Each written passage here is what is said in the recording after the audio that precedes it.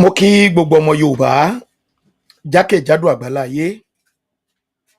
Mo kí gbogbo ẹ̀yin olólùfẹ́ èmi ọmọ yín àrólé baba 1010 Olúmike Ọbalọ́lá JP, ajìjàǹgbara fún ìdásílẹ̀ orílẹ̀-èdè Yorùbá, ìránṣẹ́ Olódùmarè yín.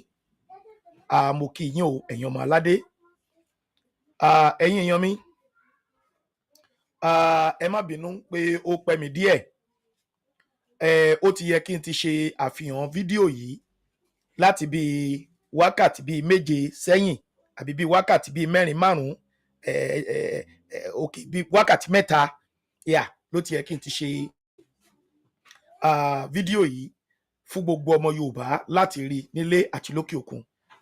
Ṣùgbọ́n kí Olódùmarè kó fi àtijẹ gbogbo wa kó fi síbi ìrọ̀rùn.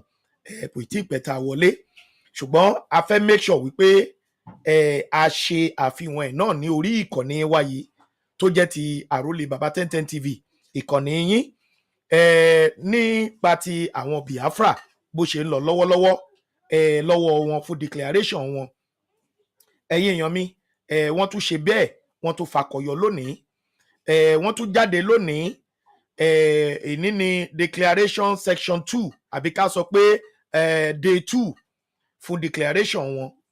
Ọ̀la ni first, ọ̀túnla jẹ́ second, tó máa jẹ́ final declaration. So final declaration ló máa jẹ́ ti on the 2nd of December tá a fẹ́ wọnú ẹ̀ yìí, kí Olódùmarè kó mú àjùgbà náà lọ. Ẹ̀yin ènìyàn wa, mo ṣe fídíò kan lánàá, kó tó di pé mo mú fídíò yẹn wá, mo tún máa fẹnu bà á kí tó tún mú fídíò tòní náà wá. Kí ni mo sọ? Mo sọ nísọ wípé ẹ̀yin èèyàn wa tí ẹ bá ń bẹ̀ ń lé, ẹ lọ máa ro oúnjẹ sílé, ẹ lọ máa ro oúnjẹ sílé, ẹ lọ máa ro oúnjẹ sílé, nítorí pé ohun tó ń bọ̀ yìí, ó ṣeé ṣe kó mú ogun lọ́wọ́. Àwa ò gbàdúrà ogun, a pèpè fógun, nítorí pé ogun ò rí bí iyán, ogun ò rí bí ọkà, ogun ò rí bí ẹ̀kọ yangan téèyàn ń gbé tó ń mu. Bẹ́ẹ̀ ni, so a ò pè fún ogun, ṣùgbọ́n wọ́n ní ìtura mú òun nìjà ẹkùn. Wọ́n ní àdàgbà búra mú odò ń gbárèrè. Ẹ túra mú ẹ̀yin ọmọ Yorùbá, gbogbo ọmọ Yorùbá ní tilé toko ni mo fi àsìkò yìí ń bẹ̀, nítorí pé ẹ̀yin náà mọ̀ gẹ́gẹ́ bí mo ṣe máa ń sọ, mo súnmọ́ àwọn aráabí, àwọn aráabí náà dẹ̀ súnmọ́ mi. Gbogbo bó ṣe ń lọ lèmi náà mọ̀, bó ṣe ń lọ lèmi náà ó ti yé yín bó ṣe ń lọ. So ṣùgbọ́n kì í ṣe gbogbo nǹkan tí mo rí lèmi lè sọ, gẹ́gẹ́ bí ìmùlẹ̀ àti ìbúra tí wọ́n ṣe fún mi. So kì í ṣe gbogbo ẹ̀ ni mo lè máa sọ jáde lẹ́nu, ṣùgbọ́n èyí tí mo lè máa pe àkíyèsí yín sí, òun ni èmi àrólé ọmọ baba 1010 ni mò ń pe àkíyèsí yín sí ń sìn, wípé kí oníkálukú wa ká sọ fún àwọn ènìyàn wa ńlé kí wọ́n lọ máa ro oúnjẹ sílé, nítorí pé àwọn Biafra, mo fẹ́ kẹ́ ẹ mọ̀ wípé wọ́n ti múra tán yányán. Mi ò fẹ́ kẹ́ ẹ máa wò ó níwò wípé kódà kí lorúkọ ẹ̀, ṣé Abacha ni àbí Babangida, ó ní tóun bá ń gbáriwo níta, ó ní tán bá sọ wípé ọmọ Yorùbá ni, ó lóun máa wọlé lọ sùn, nítorí pé ó mọ̀ pé láàrin ara wọn yẹn náà ti máa tó padà ṣera wọn. Ṣùgbọ́n nígbà yẹn ni ó ní ṣùgbọ́n tó bá gbọ́ tó bá pọ̀ ọmọ Ìgbò ni, ó lóun máa sáré, òun máa múra sí o, torí pé ó mọ̀ pé àwọn aráabí ò kọkú, gbogbo nǹkan tó bá fẹ́ gbà ló máa fi fún, tó bá ń béèrè fún nǹkan tó ń fẹ́. Ẹ̀yin ènìyàn wa, bẹ́ẹ̀ gẹ́lẹ́ náà ni tàwa Yorùbá o. Sẹ́ẹ̀tì àwọn baba ńlá baba wa, àwọn ni Abacha ń bá wí àbí Babangida o, tó sọ pé tó bá jẹ́ Yorùbá ni òun máa wọlé lọ sùn. Ṣùgbọ́n ní ti àwa yìí, tí ò bá mójútó ilé ẹ̀ ń gan, a máa fọ̀hún fún ara ẹ̀ kúrò nínú ilé, torí pé sẹ́ẹ̀tì wa yìí àwa náà ò gbàgbàkúgbà o. Torí ẹ̀ lèmi àrólé fi ń fara kín lójoojúmọ́, tí mo fi ń pariwo, tí mo fi ń fọn rere wípé ilé ti tó ń lọ. A ò ní bẹjú wẹ̀yìn, a ò ní padà sẹ́yìn, láṣẹ Èdùmàrè. Ẹ̀yin ènìyàn mi, wọ́n ní ọ̀rọ̀ díẹ̀ ó tó fọmọlúàbí o. Wọ́n ní tó bá dénú ẹ̀ ó máa sọ di odidi ni. Gbogbo ẹ̀yin olólùfẹ́ mi tẹ́ ń wò mí nílé àti lókè òkun, èmi rí ohun tó ń bọ̀, ṣùgbọ́n kì í ṣe gbogbo ohun tó ń bọ̀ ni mo lè fẹnu sọ, torí pé Olódùmarè mọ̀ jù mí lọ. ṣùgbọ́n ìwọ̀nba tí mo lè máa sọ òun ni mò ń sọ fẹ́yìn olólùfẹ́ mi yìí. Gbogbo ẹni tẹ́ ẹ bá mọ̀ nílé, ilé ni wọ́n wà ní, oko ni wọ́n wà ní, ẹ sọ fún gbogbo ọmọ aládé wípé kí wọ́n gbáradì. Bàbá wa Ọláyọmí Kóìkì, bàbá ń fọn rere lójoojúmọ́ pé kíní yìí máa mógun lọ́wọ́. Bàbá mi Ọláyọmí Kóìkì, the white lion of Yorùbá land, bàbá ń fara kín lójoojúmọ́. Ó ń polongo, àwọn kan máa wò pé ariwo bọ̀bọ́ yìí ti pọ̀ jù, ariwo máa yìí ti pọ̀ jù. Bẹ́ẹ̀ ohun tí Ọláyọmí Kóìkì rí, òun ló fi ń pariwo wípé ẹ̀yin ènìyàn mi, ogun ń bọ̀, ẹ lọ máa múra, ẹ lọ máa gbáradì. Ṣùgbọ́n àwọn èèyàn wa ń wò ó níwò wípé kí ló fẹ́ ṣẹlẹ̀. Ẹ ń wo àwọn tó ń gbá patí àbí, gbogbo àwọn tó ń gbowó béèlì sójú Pàṣọ, sójú Òṣùpá, sójú K1 the ultimate àbí, ẹ ń wo Davido, ẹ wò wọ́n, ẹ wo àwọn eléré orí ìtàgé bó ṣe ń fi owó tàfàlà, bí wọ́n ṣe ń ṣe bí pé kò tiẹ̀ sẹ́nìtì tó wà ní Nàìjíríà, bí pé Nàìjíríà wà òkè. Ṣé ìyẹn lẹ̀ ń wò? Òkè lẹ̀ wò, ẹ wò ìsàlẹ̀ àbí? Ìsàlẹ̀ ni mo wá fẹ́ kẹ́ ẹ jẹ́ kájọ wò báyìí o. Mi ò ní fẹ́ kẹ́ ẹ wòkè mọ́ o, torí tẹ́ ẹ bá wòkè ẹbọra burúkú lè bọ́ yín láṣọ o. Ẹ tètè wọlẹ̀ kẹ́ ẹ jẹ́ ká tètè paná ohun tó ń bẹ nílẹ̀ yìí. Ẹ gbáradì ẹ̀yin ọmọ kóòtù òjíire fóun tó ń bọ̀. Ẹ̀yin ènìyàn mi, ọ̀rọ̀ mi ò ibi tí mo máa, ẹ jẹ́ ká sì mọ báyìí. Ẹ bá mi máa share ètò yìí bẹ́ẹ̀ bá ṣe ń wọlé o. Now gbogbo nǹkan tó lọ lọ́dọ̀ àwọn Biafra lónìí, èyí olólùfẹ́ mi, mo fẹ́ kẹ́ tún jẹ́ kájọ wò lórí ìkànnì wa yìí ti Tàrólé tọmọ yín yìí, Tàrólé bàbá tẹ́ntẹ́n. Àwọn ọ̀rọ̀ kan ń bẹ nínú fídíò tí mo fẹ́ fún yín, ó ṣe yẹ kẹ́ ẹ ti wò, ẹ lè wò gàràgà. Nísìnyí ni mo ṣe fẹ́ kẹ́ ẹ fi ara balẹ̀ dáadáa. Gbogbo ọ̀rọ̀ tí ẹnìkan kan wọ́n sọ, mo fẹ́ kẹ́ ẹ gbọ́ sétí, kẹ́ ẹ lè mọ̀ pé àwọn aráabí wọ́n ti múra tán pátápátá. Ohun tó bá dẹ̀gbà la máa fi fún. Ṣé ẹ mọ̀ pé mo sọ fún yín lánàá, mo ní ẹ̀rù ń ba Tinubu. Ẹ̀yin èèyàn mi, máa gist yín ní kinní, máa gist yín lọ́rọ̀ yìí. Ẹ jẹ́ n sáré play national anthem, ẹ já sáré fi national anthem ya wọlé. Máa fún yín ní update lórí Tinubu. Now dẹ̀ ni máa fún yín lọ update lórí ẹ̀. Ẹ já gbọ́ national anthem wa, kẹ́ máa bá mi for opportunity yẹn share ẹ lọ. Ẹ máa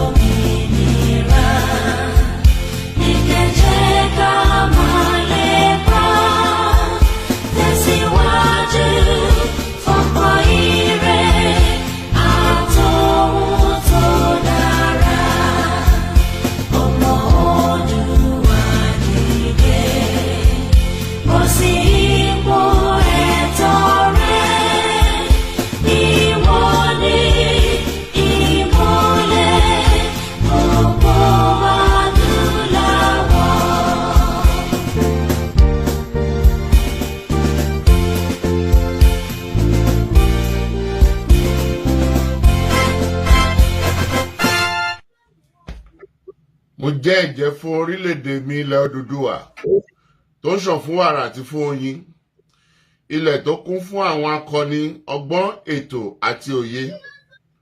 Mo ṣe ìlérí gẹ́gẹ́ bí ọmọ ológo ilẹ̀ adúláwọ̀, ìtànṣán oòrùn láti la ayé já nílẹ̀ Áfíríkà, láti gbé ilẹ̀ Odùduwà lárugẹ. Mo pinnu láti fìmọ̀ ṣọ̀kan fún ìlọsíwájú ìran Yorùbá. Mo fọwọ́ sọ̀yà pé n kò ní dalẹ̀ tàbí ṣọ̀tẹ̀ sí ìṣọ̀kan àti ìtẹ̀síwájú orílẹ̀-èdè mi ilẹ̀ Odùduwà. Èmi yóò fi gbogbo ipá, ọkàn, iṣẹ́, ọgbọ́n àti ìṣe mi sin orílẹ̀-èdè mi ní òtítọ́ àti lódodo títí ọjọ́ ayé mi. Gbogbo ìyànjú àwọn akọni tó ti lọ kò ní já sófo láti ọwọ́ mi títí dé ìrandíran tí ń bọ̀ lẹ́yìn. Mo ṣe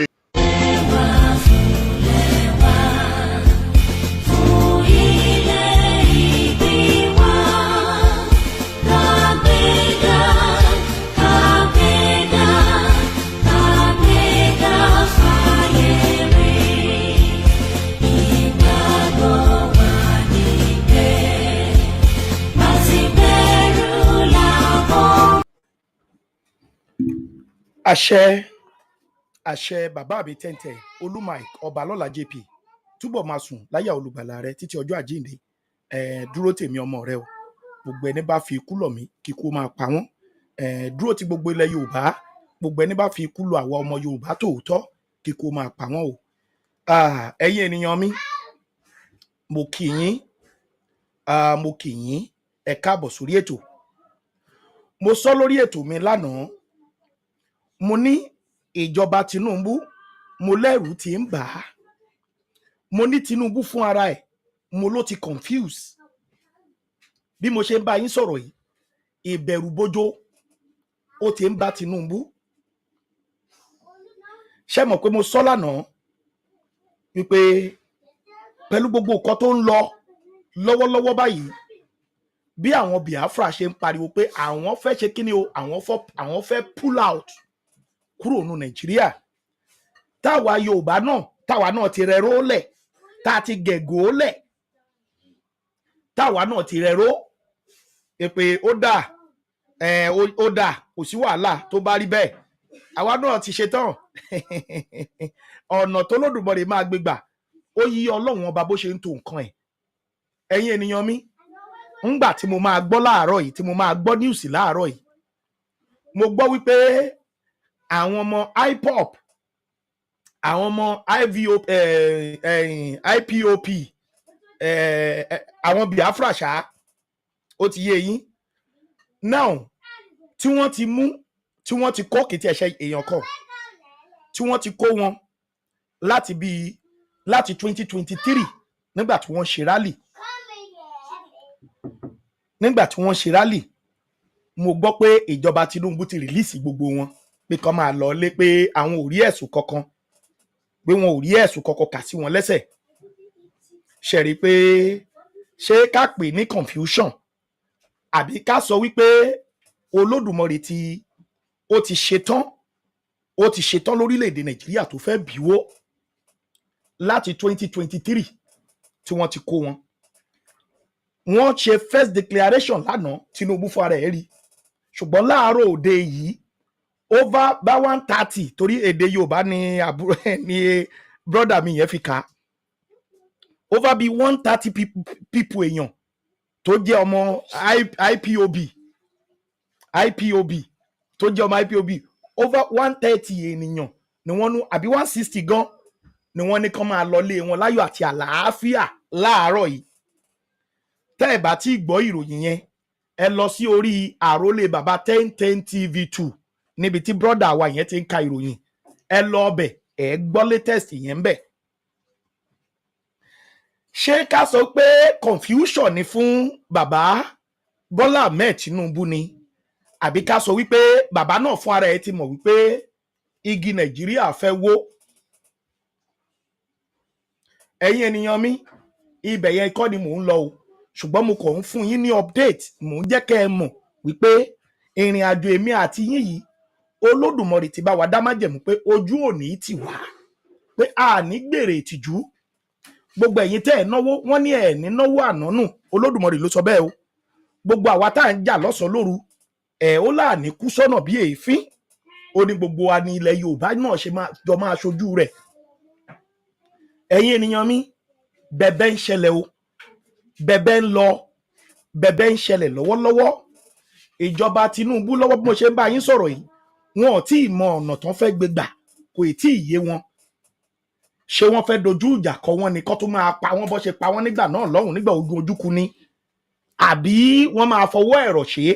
torí pé ṣé kí n já yín sí nǹkan kan, ìjọba Biafra wọ́n ní alátìlẹyìn káàkiri òkè òkun lórílẹ̀‐èdè àwọn aláwọ̀ funfun, kódà ìkan lára àwọn aláwọ̀ funfun yẹn gan máa tún sọ̀rọ̀ ń bí lórí ètò yìí. ẹ lè mọ̀ wípé àwọn aráabí ti rìn jìnnà, wọ́n ti rìn jìnnà. bẹ́ẹ̀ ni gbogbo àwọn orílẹ̀‐èdè yìí tan sátáláìtì lórí Nàìjíríà tí wọ́n ń wo action wọn, wọ́n fẹ́ wo ìgbésẹ̀ wo ni wọ́n fẹ́ gbé. òun làwa fi ń sọ fún yín, torí pé ìrìn tí Simon Ekpa ṣe mọ̀ pé ó máa fẹnu ara ẹ̀ ń sọ, Simon Ekpa with confidence wípé bí Ojukwu ṣe jàjà tiẹ̀ nígbà nìyẹn lọ́hùn, òun ò ní jàjà tìhún bẹ́ẹ̀. ó tún sọ gan, ó ní bí Nnamdi Kanu bó ṣe gbégbèsè ìjà tiẹ̀ pé òun ò ní gbé tòun bẹ́ẹ̀ pé tòun máa yàtọ̀ pátápátá.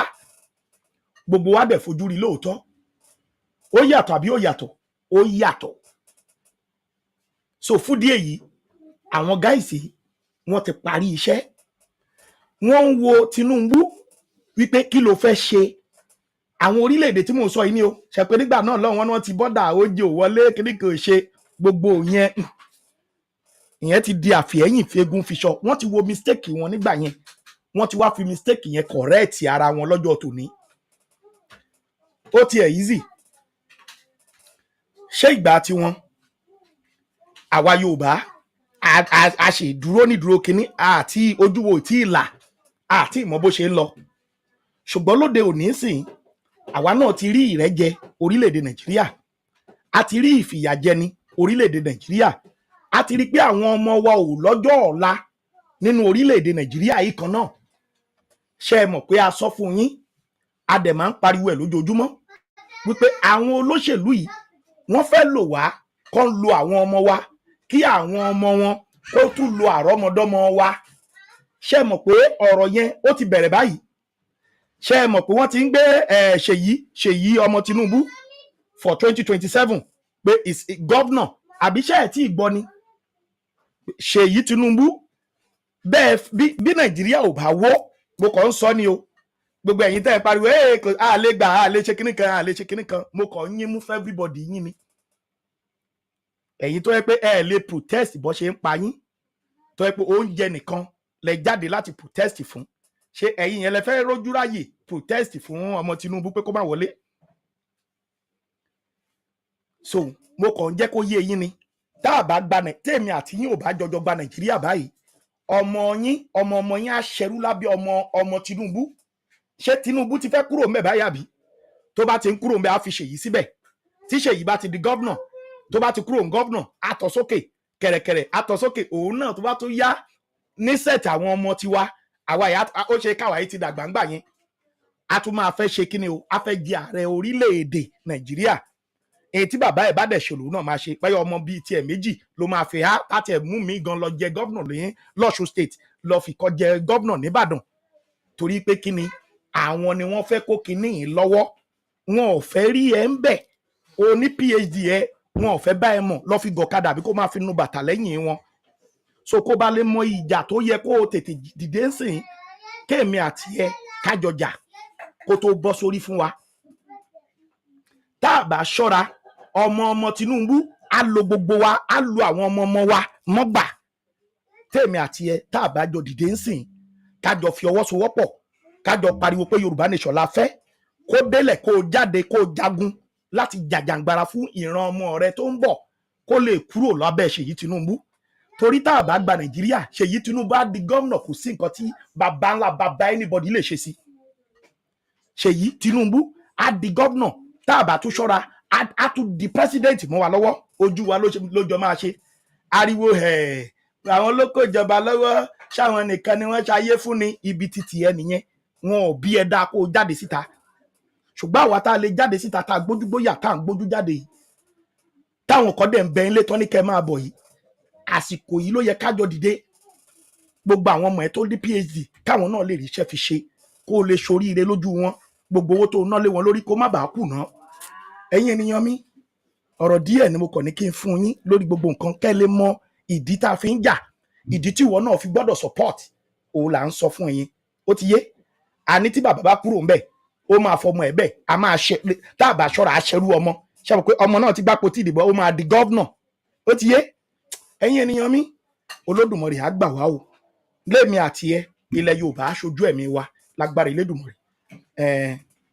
Gbogbo ẹni tó bá ní ká kú, aṣáájú wa máa rọ̀run alákejì, àdàgbàdògbò. Ẹ̀yin èèyàn mi, ẹ já sáré bọ́ sí abala ti Biafra, kẹ́ ẹ wo gbogbo nǹkan tó ń lọ ńbẹ̀, kẹ́yìn lọ́ọ́ lè mọ bẹ́ẹ̀ ṣe máa prepare mind yín sílẹ̀ fún ohun tó ń bọ̀.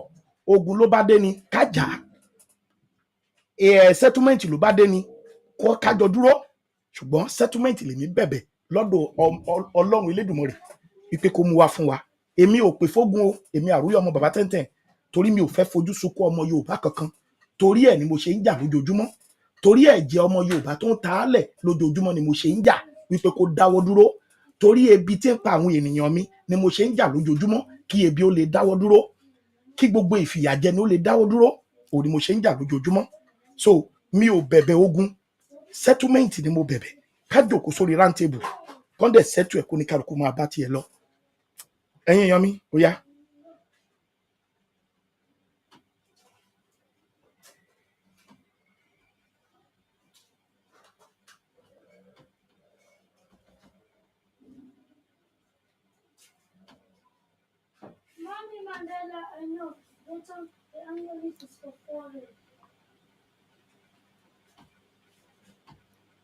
Yọmọ ń bọ̀ o.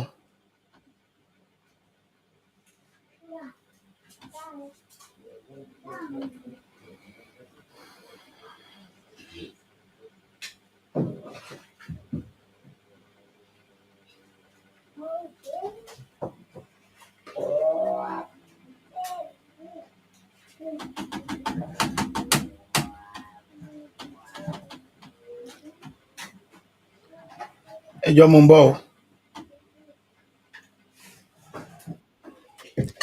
Ẹjọ́ bá mi ṣí.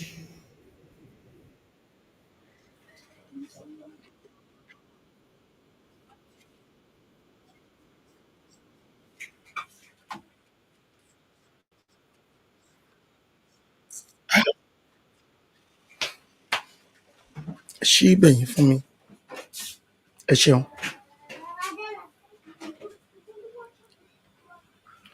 Ẹjọ́ mo ń bọ̀, kíní yẹn ó ń.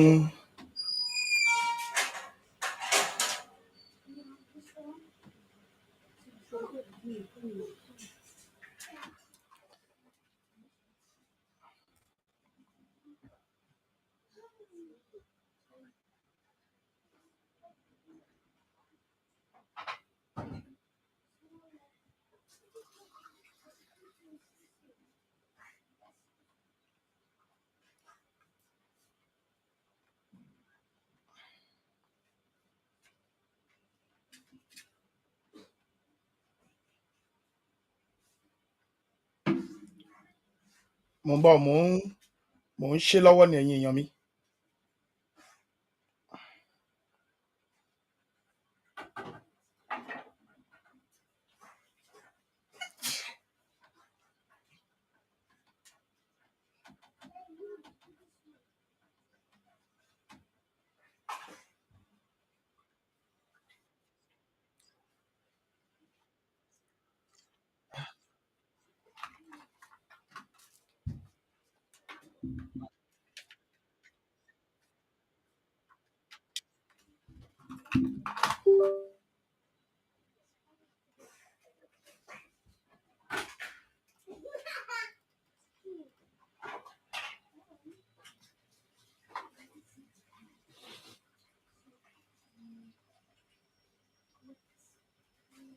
Ok, ó ti gẹ́ẹ̀tì ẹ̀ bẹ́yẹn.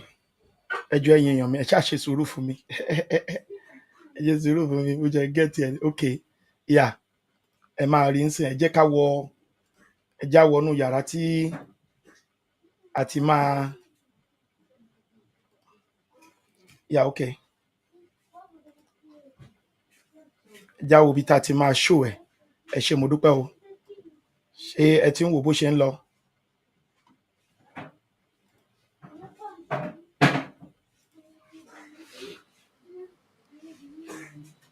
Sorry, not the DJ.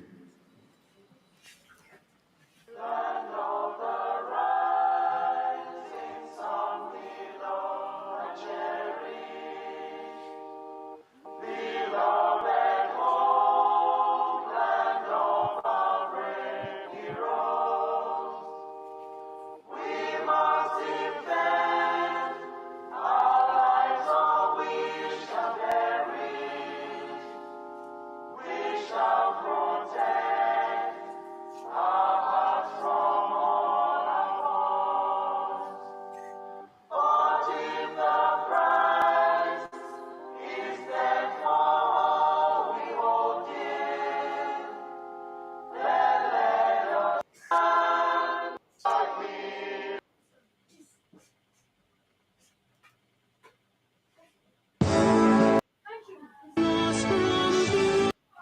Mazin Namdekano to open today's event.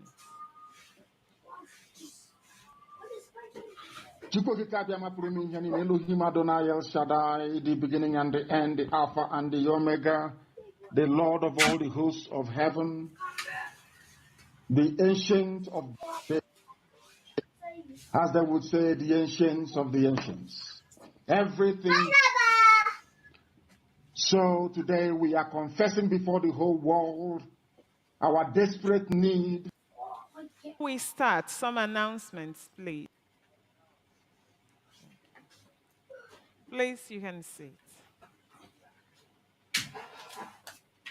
Thank you, Onyendu Mazin Namdekano, for that prayer. Before we start, some announcements, please. Like yesterday, let us only come to the podium when we are invited. Let us keep the aisles free, not occupied, and please make sure you're not standing so as not to block the view of the people behind you. There is an announcement of a missing British passport.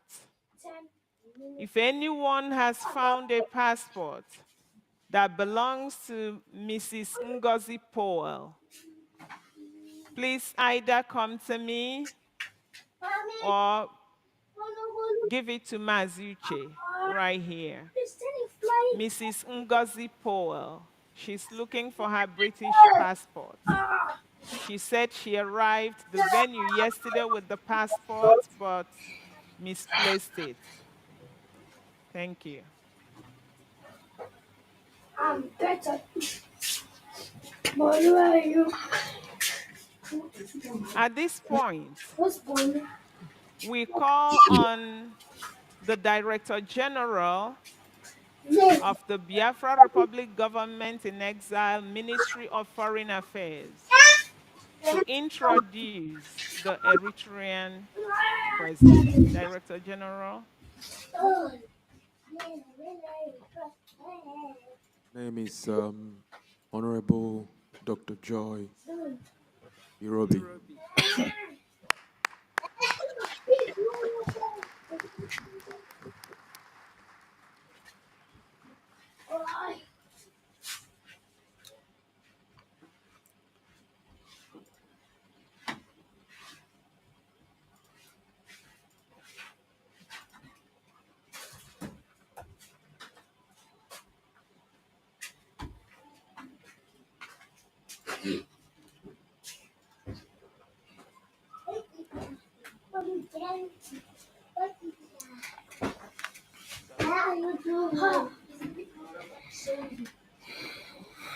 Dr. Irobi will be introducing the Eritrean president,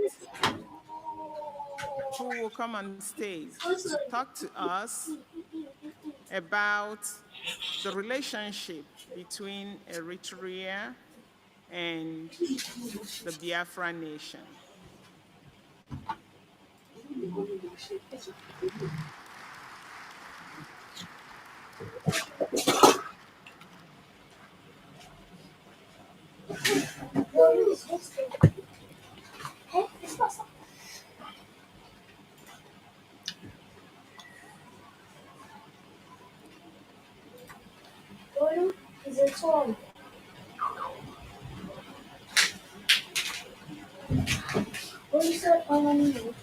Good morning, great Biafrans. It's a privilege for us to be all here today after the amazing day, yesterday's event. So without taking so much time, it's very important to know that as Biafrans, we are not alone. There are also other nations that are having to struggle and to fight for their liberation. So we have the Amazonian, but today we also have the Eritrean. So let us all be joyful, knowing that in an alliance with joint force, we are able to stand for the freedom of our people. So without not taking so much time, I would like to invite the Eritrean president to come up and really talk to us so that you will all also be encouraged to know that we are not alone. And in an alliance where there are joint forces, victory is for the people. Without taking more time, I would like to invite you. Please come.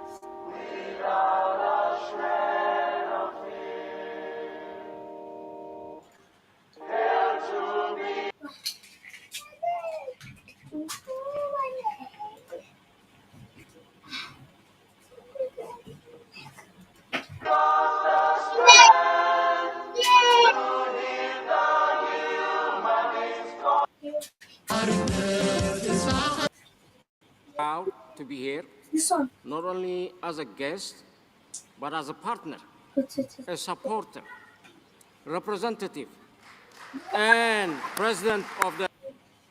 I think you guys made the house look beautiful. So I'm very proud to be part of it. So I'm glad, of course, to be part of this gathering.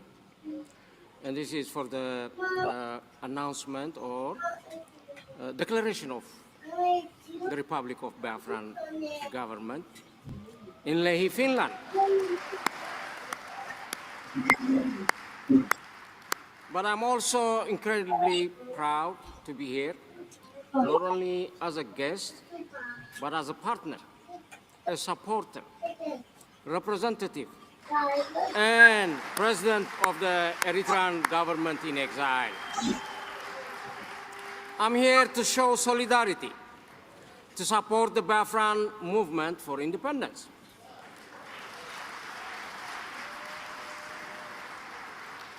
And since I joined and accepted your fight for freedom, we have decided to work closely to achieve our common goal. Many of you may have recognized me on social media, making some loud noises. It might not be as loud as Prime Minister's. And we also have conducted a joint interview to show the world that we have created a bond with the Biafran people which is hard to separate.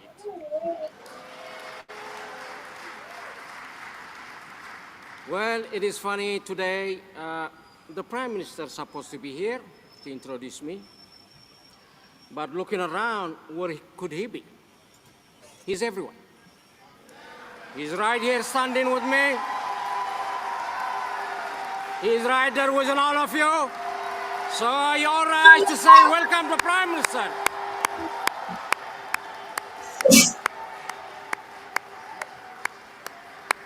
So he's here with us.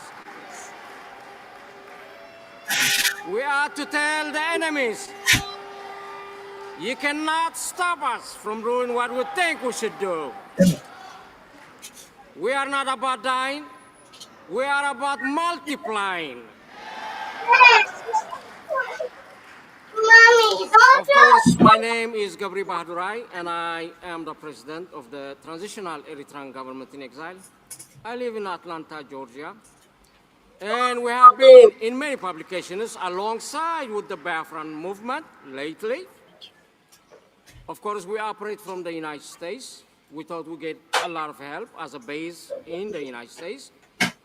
We are represented by the law firm of the Moran Global Enterprise in Washington, D.C. The same office also represents the Biafran government in exile.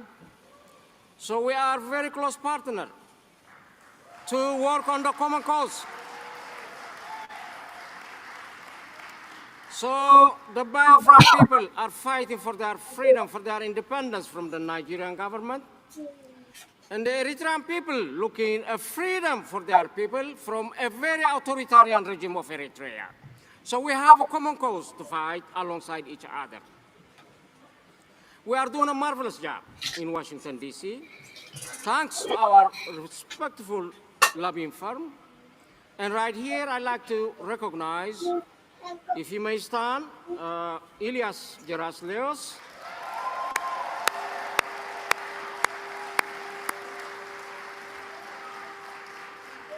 So thanks to them, we receive a lot of friends, a lot of people, a lot of ears that can listen to both of us. I've been in many meetings alongside with the Biafran government in exile. I can see what kind of job we're doing up there. I think we got the straight line right now. We walk in the straight line where it fits.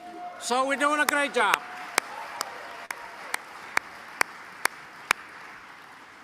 If I must correlate, what do we have in common? The Biafrans and the Eritreans both are under a very repressive and cruel and ruthless governments. Of course, Biafrans won their independence from Nigeria. And as I said, we won our freedom for 30 years, 33 years, of course, with no election, with no constitution, the gross violation of human rights. And we are known as the North Korea of Africa. Figure it out what it means. We are under a very brutal administration. Biafra had its independence 1967 through 1970. It was short-lived, thanks but not thanks to the Nigerian government that betrayed the trust of the Biafran people. And because of that, a very brutal civil war has been incited, and it did not have a good ending.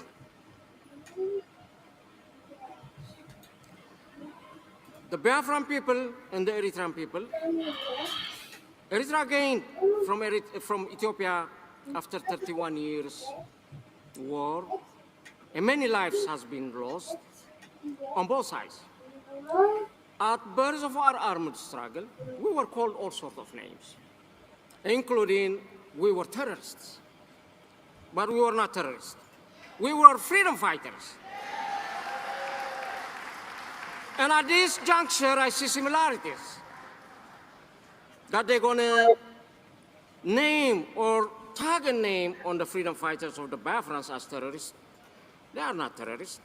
They are freedom fighters. As we know, yes, freedom is not free. It requires for us to pay a price. Now, Biafrans, for what we're doing, we just need to go to the next or shift to the higher gear. Renew our promises, renew our pledge to double down our efforts to stick together and give it all. Because I think this is the time. Today is the time, but not tomorrow.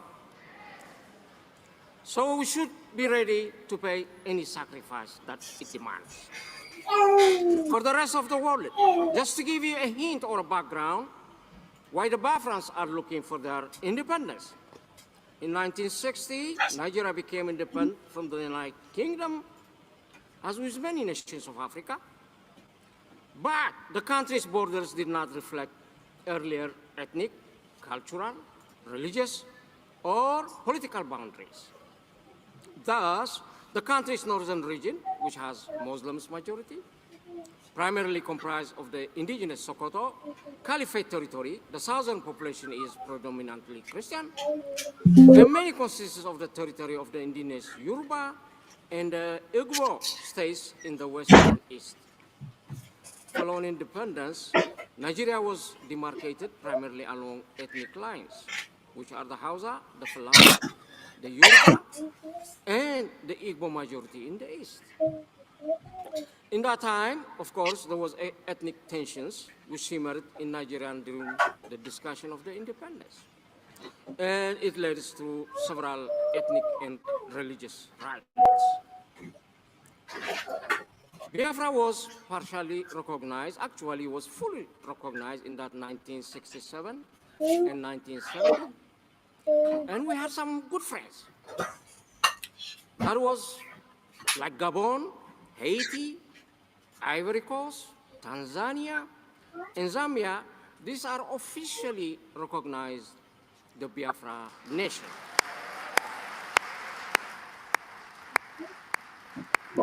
And there were some that recognized as de facto recognition from France, Portugal, Israel, South Africa, and Rhodesia.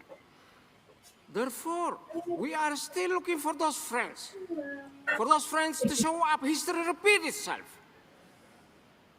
So, as we do our fight, we should always remember who our friends are and who our enemies are.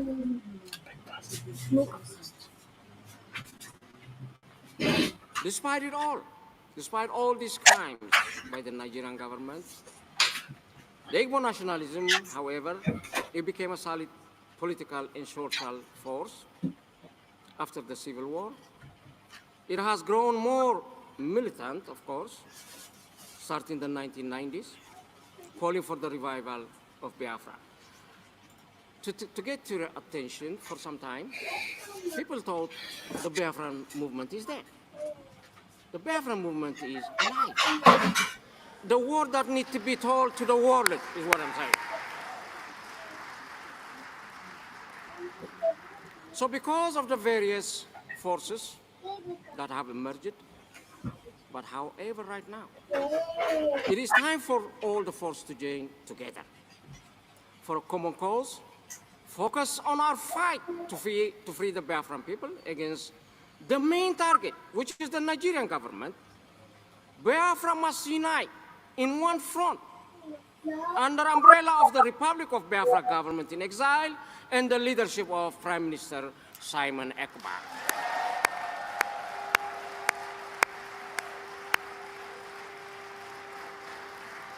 Yeah. What happened during this convention? Ooh, I smell some rotten eggs. Do I sense some suspicion? Prime Minister Simon is in prison? Why now? Could someone have a motive to sabotage the convention, which is a very important convention to restore the Declaration of Independence? But they were not able to stop us. We're still running and moving.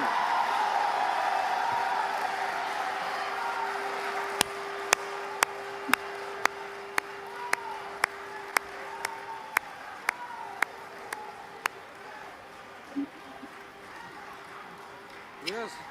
They need to hear the Biafran voices loud and clear.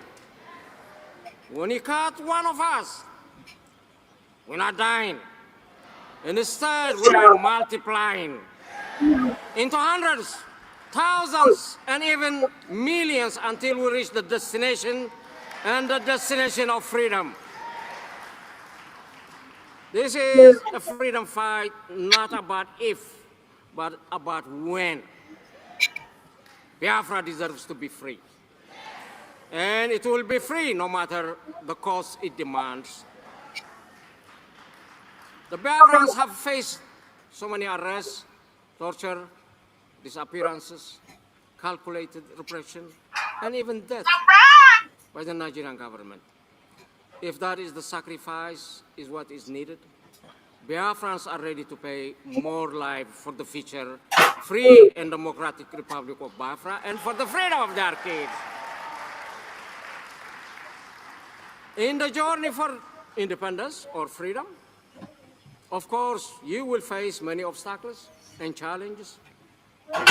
You will cross through so many fences, but you must endure and work together as a united front against your sole enemy, the Nigerian government, in order to achieve your goal and avoid targeting at each other. Remember what all repressors have in common: divide and rule. No matter what they do, we must not unite in order to defeat them. We must organize and galvanize our Biafran community, whenever they might be, to support the movement for the freedom and the free Republic of Biafra for the benefit of all Biafrans. I think Biafrans are living under what I call a forced marriage by the Nigerian government. Anytime you have a forced marriage, it's not sustainable. It cannot live happily, in peace and tranquility. The forced marriage reached a point of no return.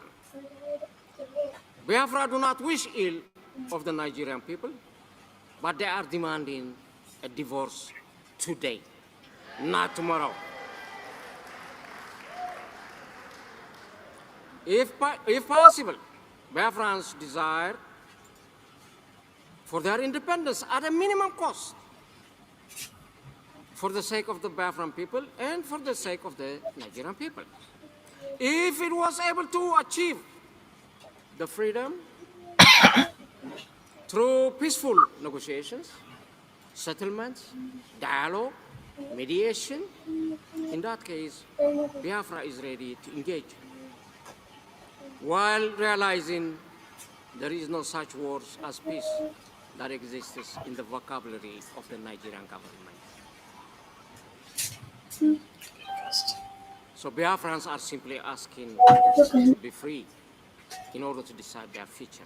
The hurt this forced marriage is creating is very painful, and it's leaving a lot of scars in the heart, painful memories, which is hard to forgive and forget. Biafran hearts are bleeding. They want the divorce, the marriage to end today, not even tomorrow.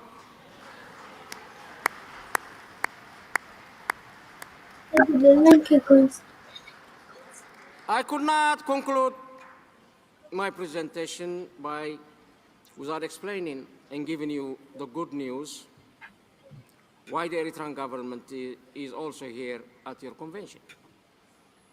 We come here equipped with our flag, with our national anthem, and a sharp pen. I'm ready today to recognize the independence of Biafran government.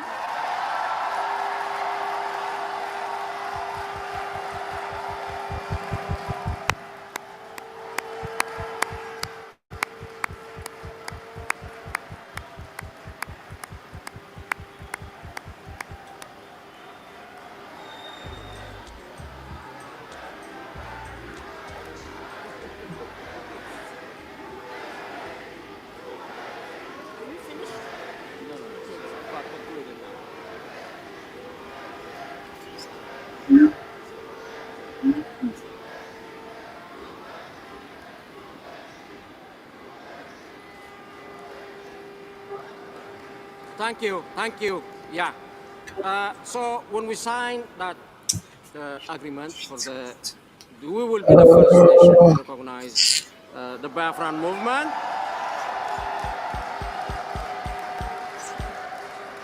And we ask other friends, other nations to follow suit. This should encourage for the rest to come, support the Biafran nation as the one before. There's nothing to stop them. For God's sake, 80 million population under repression. It is unheard of. So other nations should come and follow suit to support this movement of the Biafran people. We're going to do that. We're going to do that with a stroke of a pen, not a machine gun. So the enemies learn. You can do it peacefully. You can let Biafra free. So what can that accomplish? This even recognition and the Declaration of Independence. the sky is the limit now. The sky is the limit to go. It is waiting some work from us. With a little bit of diplomacy, yes, we can ask nations, yes, even go to as far as to the United Nations to seek representation, come to the list as a observer nation, the same they do to the Palestinian nation. So we got a way to go, but it is doable. From here, nobody can stop you. As I finish my speech, I see some glimpse of light at the end of the tunnel. I think it is a light of hope. It must be a light of justice. It is a light of freedom. It is a light of peace. It is a light of love. It is a light of togetherness. It is a light of prosperity. It is a light of happiness.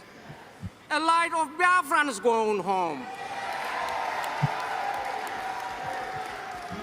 And above all, I believe this is a light of an independent Biafran nation. God bless the Republic of Biafra. God bless the nation of Eritrea. Thank you all.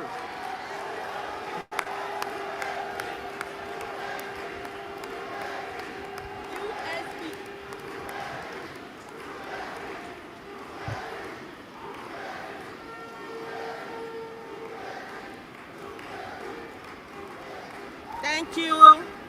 Thank you. Thank you. Great Biafrans, we are very much encouraged. We want to thank Eritrean President Bahdurai for his noble words. Biafra, indeed, we are alive under the Biafra government in exile. And we are going to get this done. Together in a joint force, we are going to focus on who are the problems. And we are going to know that there is nothing more fulfilling than freedom for our people. So without taking much time, I would like us to give another hand of applause to Eritrean President. Thank you so much. USB.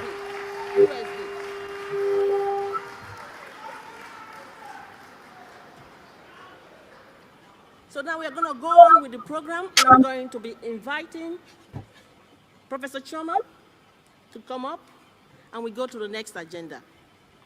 We are going home, Biafrans. We are going home. Are you all ready?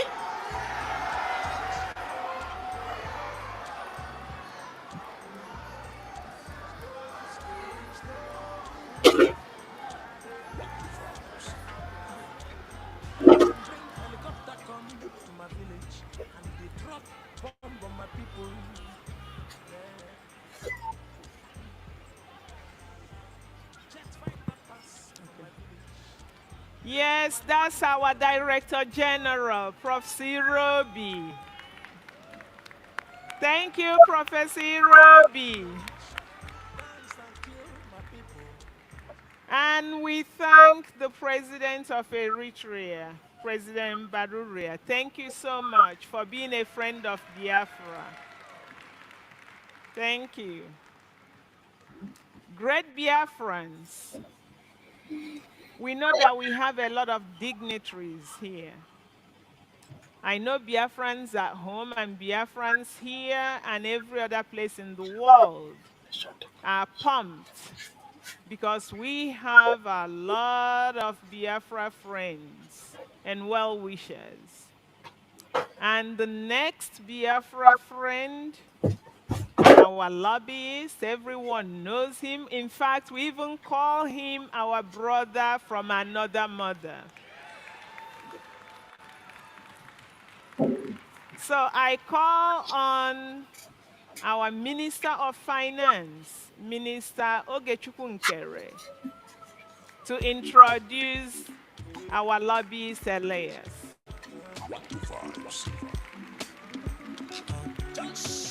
Struggle autopilot until the come out. Someone not the pilot. Go to hell, tell Elisa we know before. Hello, Biafrans. Ogechi, Ogechi, Kama. Ogechi, Ogechi, Kama. Ogechi, Ogechi, Kama. Ogechi, Ogechi, Kama. Thank you, thank you. On behalf of my boss, my Prime Minister, I'm here again on the day 2 of our journey. And we have been going to Washington, D.C. lately, meeting with Congress, and we are opportune to meet with the Speaker of the House, Mike Johnson. And if you all don't know, Mike Johnson is the #3 ranking most powerful person on earth. After the president, you have the vice president, then the Speaker of the House. And we have met with a lot of Congress men and women, and we have somebody who made that happen. That is the Jim Mora firm. We have our lobbyist here with us, Elias. I call him my friend, and I call him my brother. So we have been in this journey together. Please welcome Elias. Elias been doing a really great job. Thank you. Take the stage.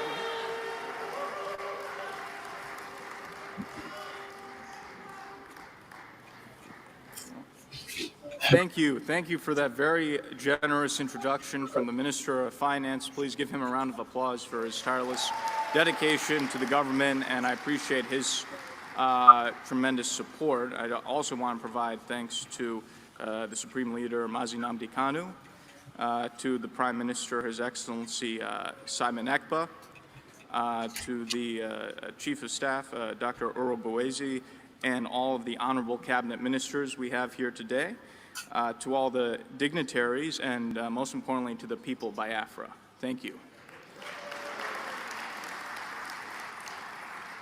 I also want to provide my personal wishes and prayers for the Prime Minister and his family during this challenging time, and will support him to see him through this moment of challenge. I also want to pass along the regards of my colleague, former Congressman Jim Moran, who wanted to come but could not do so due to some personal obligations.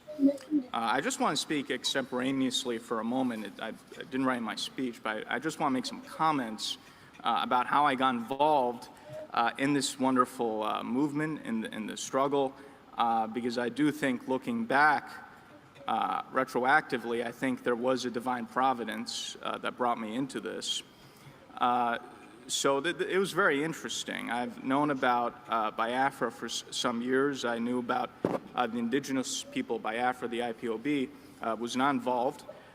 One day, by complete accident, online, when doing some research, I came across this Biafra Republic Government Exile website, and I was very surprised. I thought to myself, when did a Biafra government come into being? So I clicked on the website, I looked through it, I became more and more interested.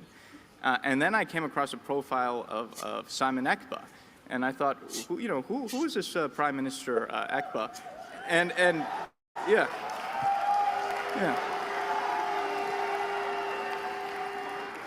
So I became more and more intrigued. I went to his Wikipedia, I read it, talking about all the work he's doing, how he's based in Finland, and I became more and more intrigued. I was like, this is such an interesting person. I have to find out what's going on here. So I sent an email to the general email of the Biafra Republic Government Exile website, just saying that I was interested in learning more about the organization, because I was genuinely curious. This seemed very fascinating to me. And I received back an email personally from the Prime Minister saying he wanted to speak with me. So we spoke for the first time, and I was immediately impressed. I saw how brilliant he was. I saw that he was a visionary leader. I saw that he knew what he was doing, how tactical he was. But most important, I saw that he had the special, intangible qualities of a leader and a historic leader. And I immediately knew there's something very special here. And this is something I've experienced with. I've dealt with leaders, presidents, prime ministers all over the world of different countries. My own family, I come from a revolutionary family in Greece where we've had many generations of freedom fighters. So I have a good instinct when it comes to who has leadership qualities. And I could tell, okay, this person has something very special. And if I work with him, I think we could actually achieve what he wants to achieve. Yeah. Yes. So over time, over many months, we developed a very close personal relationship. And also, he saw something in me, and he said, I really want you to get involved in this. I want you to be part of this cause. And so I began formally my lobbying representation June this year, and I think in a few months, we've changed the course of history.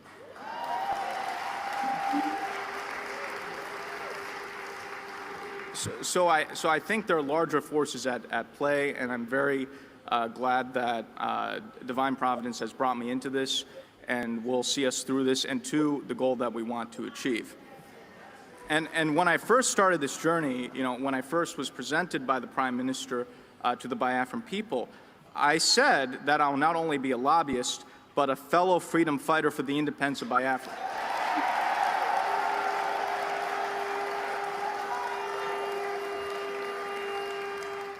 And today, I greet you as victorious independence fighters, because that's what you are. Yeah, my friends, this occasion is an illustrious one that will forever be in our hearts and will be passed along to future posterity as a seminal moment in our great struggle for freedom. The independence of Biafra will not only be a symbol of hope for the continent of Africa, but the entire world. Biafra will be a symbol of pride.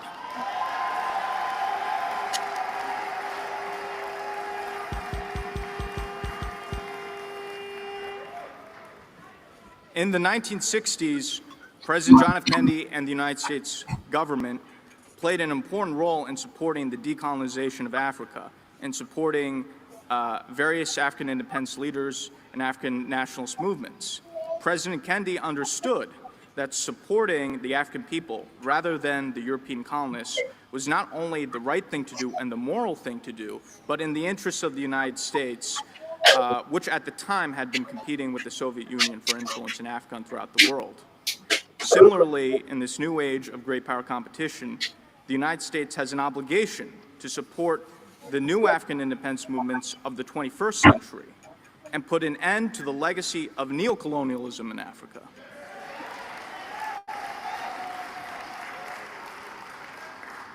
And Nigeria is one of the worst examples of neocolonialism, a failed British project.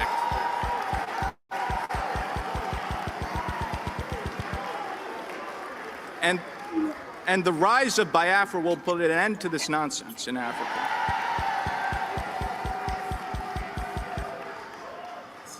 As the Biafran government lobbyist in Washington, D.C., I've taken the Biafran message, or we could even say the Biafran gospel, to the highest levels. We have spoken to the Congress. We have spoken to the White House. We have spoken to the think tanks and the decision makers in Washington. As the finance minister said, we have met with and presented the Biafra Charter to the Speaker of the House of Representatives, Mike Johnson, the third highest level official in the United States government. And we've met with many members of Congress. The results have been overwhelmingly positive.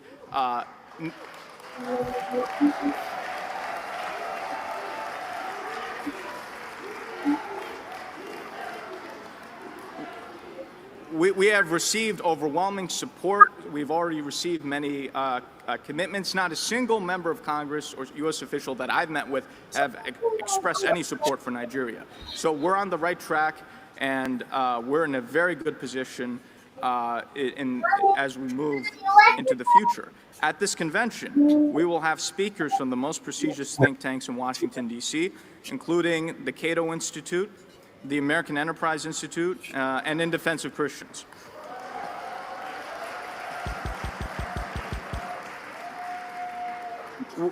We have seen the fruits of this engagement with powerful longtime U.S. diplomats such as Ambassador Tibor Nagy and the American Enterprise Institute, Dr. Michael Rubin, who will be speaking at this convention.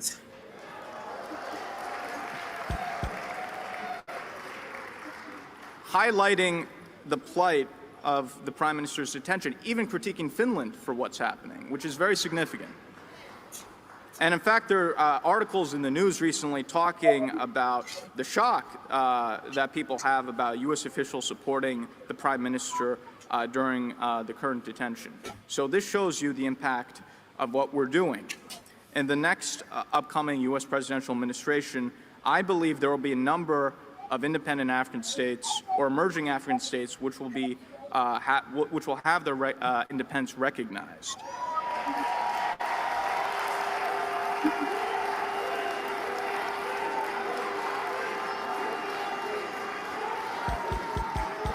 Yes. Yes. There are already many discussions. There's already talk about, for example, recognizing Somaliland as independent from Somalia in the coming Trump administration. With our work in Washington, D.C., we will guarantee Biafra is on that list of countries to be recognized.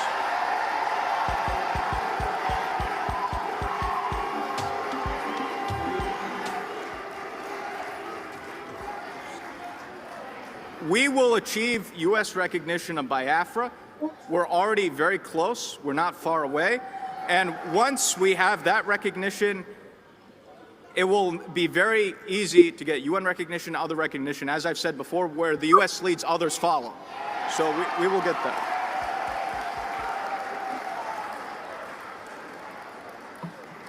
I have also, through my international contacts, interacting with world leaders, have put out feelers about Biafra to other independent states, including in Africa. As you heard, my good friend and my other client, the president of the Eritrean government in exile, recognizes and will be the first country to recognize the United States of Biafra.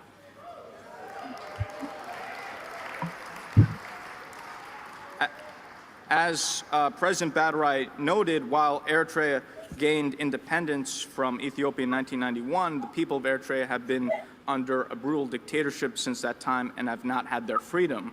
And President Badarai wants to bring freedom and democracy to his people, and it's been an honor to represent his cause in Washington, and he is very strongly supported by our government over the current dictatorship in Eritrea. So his recognition of Biafra is very significant. And I believe through what he's doing, through other contacts we're making, I think we can get recognition for Biafra from other states in Africa and other countries as well. So we'll be having a lot of conversations outside the U.S. government with other governments that are sympathetic, and I think we can make a lot of international progress.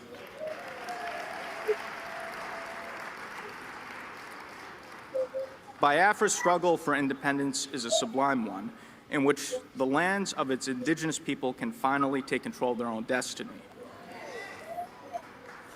For too long, the people of Biafra have suffered under colonial bondage and now neo-colonial oppression, being forced to be under the Nigerian yoke. With the declaration of the restoration of the independent state of Biafra, that is all finished with.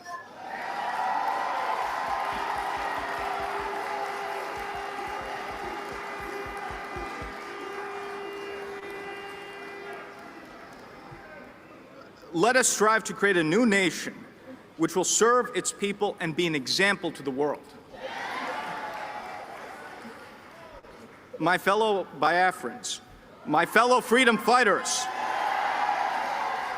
long live independence, long live an independent and sovereign Biafra. Thank you.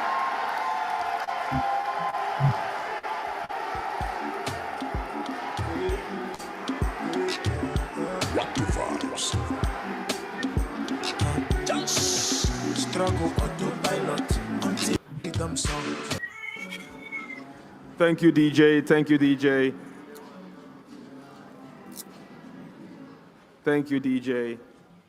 Mr. Elias, we want to appreciate you for your words and your commitment to this liberation.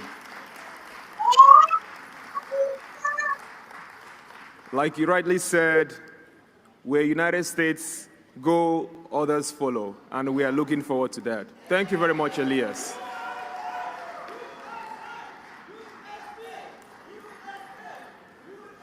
Our next agenda on the list is a presentation by the chairperson of the Biafra Business Department, no other person than Honorable Bridget Wajay. Please come up to the stage. Thank you.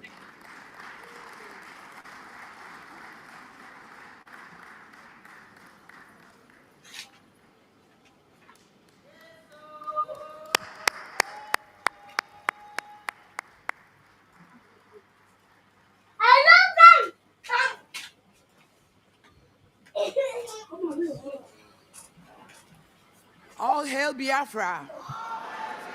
All must hail Biafra. Please, let's all our brothers and sisters all over the world hear your voice. All must hail Biafra. That is better. Our consultant, Elias, said, where US goes, the whole world follow. And he has guaranteed us Biafra. All hail Biafra. My name is Bridget Wajay, and I am the Director of Businesses and Investment for Biafran government.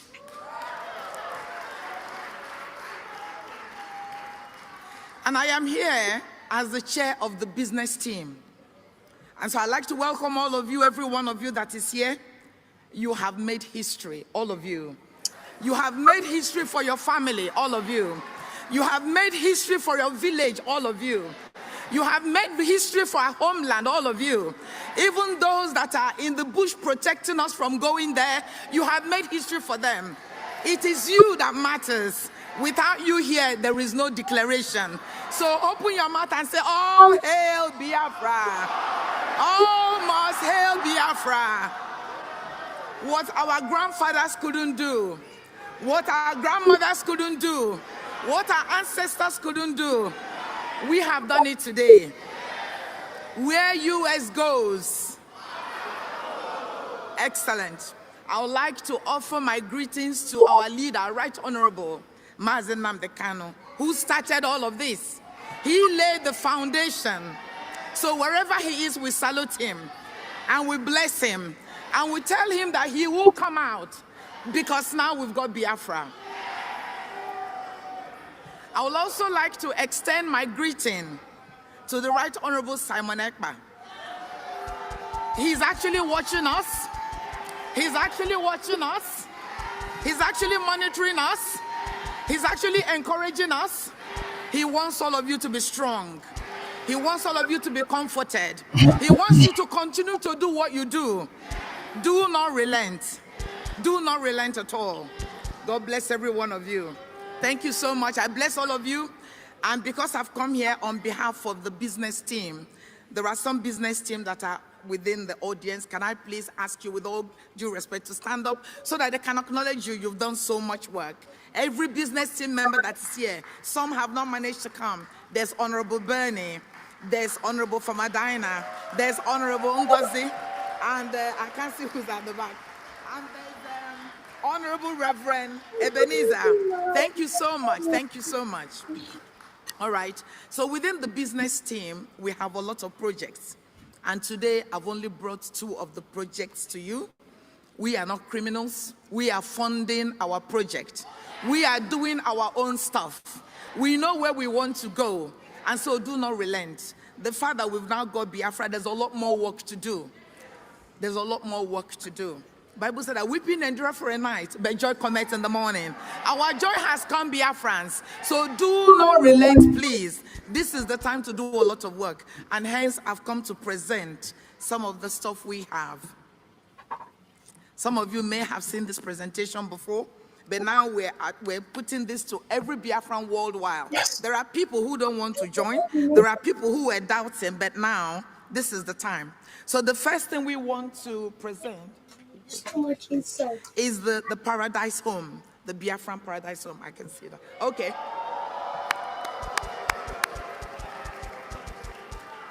So what we've done as a government, working with the urban development, who is The minister is here, right, Reverend Ebenezer. We're working with them to be able to begin to build very beautiful homes.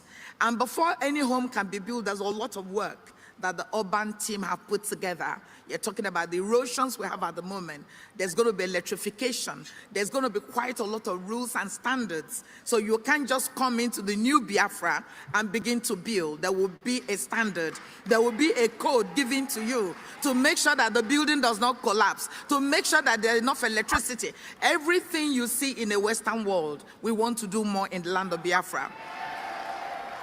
And so once all of that is done, we are establishing this building. We have studio flats. So if you interested in having a beautiful property within the land of Biafra, within the Ebube is our capital. So we're going to kick off there. But for every 40 states of Biafra, we will also have their own capital and have the same property built there. So our studio flats come from $25,000. If you wanted to buy a 1-bedroom, it's $35,000. If you wanted to have a 2-bedroom, $45,000, and a 3-bedroom, $55,000. Now, these are heavily discounted. This is literally about 30% of the value based on the kind of work we're doing with Reverend Ebenezer, the minister, and the team. It will be fantastic. It will be comparable to any property you see in the world. And then we have independent homes. So if you wanted your own 5-bedroom house, we will charge you $100,000. And so if you're interested in any of these properties, please let us know. We'll be honored to work with you. And of course, some of you are already engaged in it. But those that are not, those that have been waiting, they've got millions and billions, and they say, let us wait to see what would happen. This is the time, my brothers and sisters, to come and support us. We need to raise money to move. We have a lot of consultants to pay.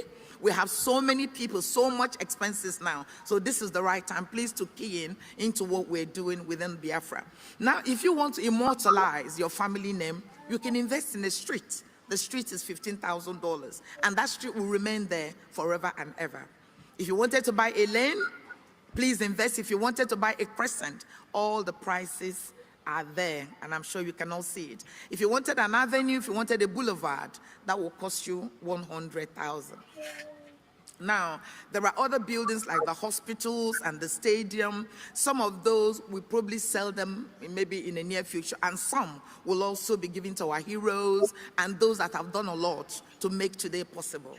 But at the moment, this is what we are selling. So if you are interested, there's a whole document. We've got a whole legal team that are working on this, and they'll be very honored to work with all of you. So just like a kind of intro, this is a sample of our studio flat.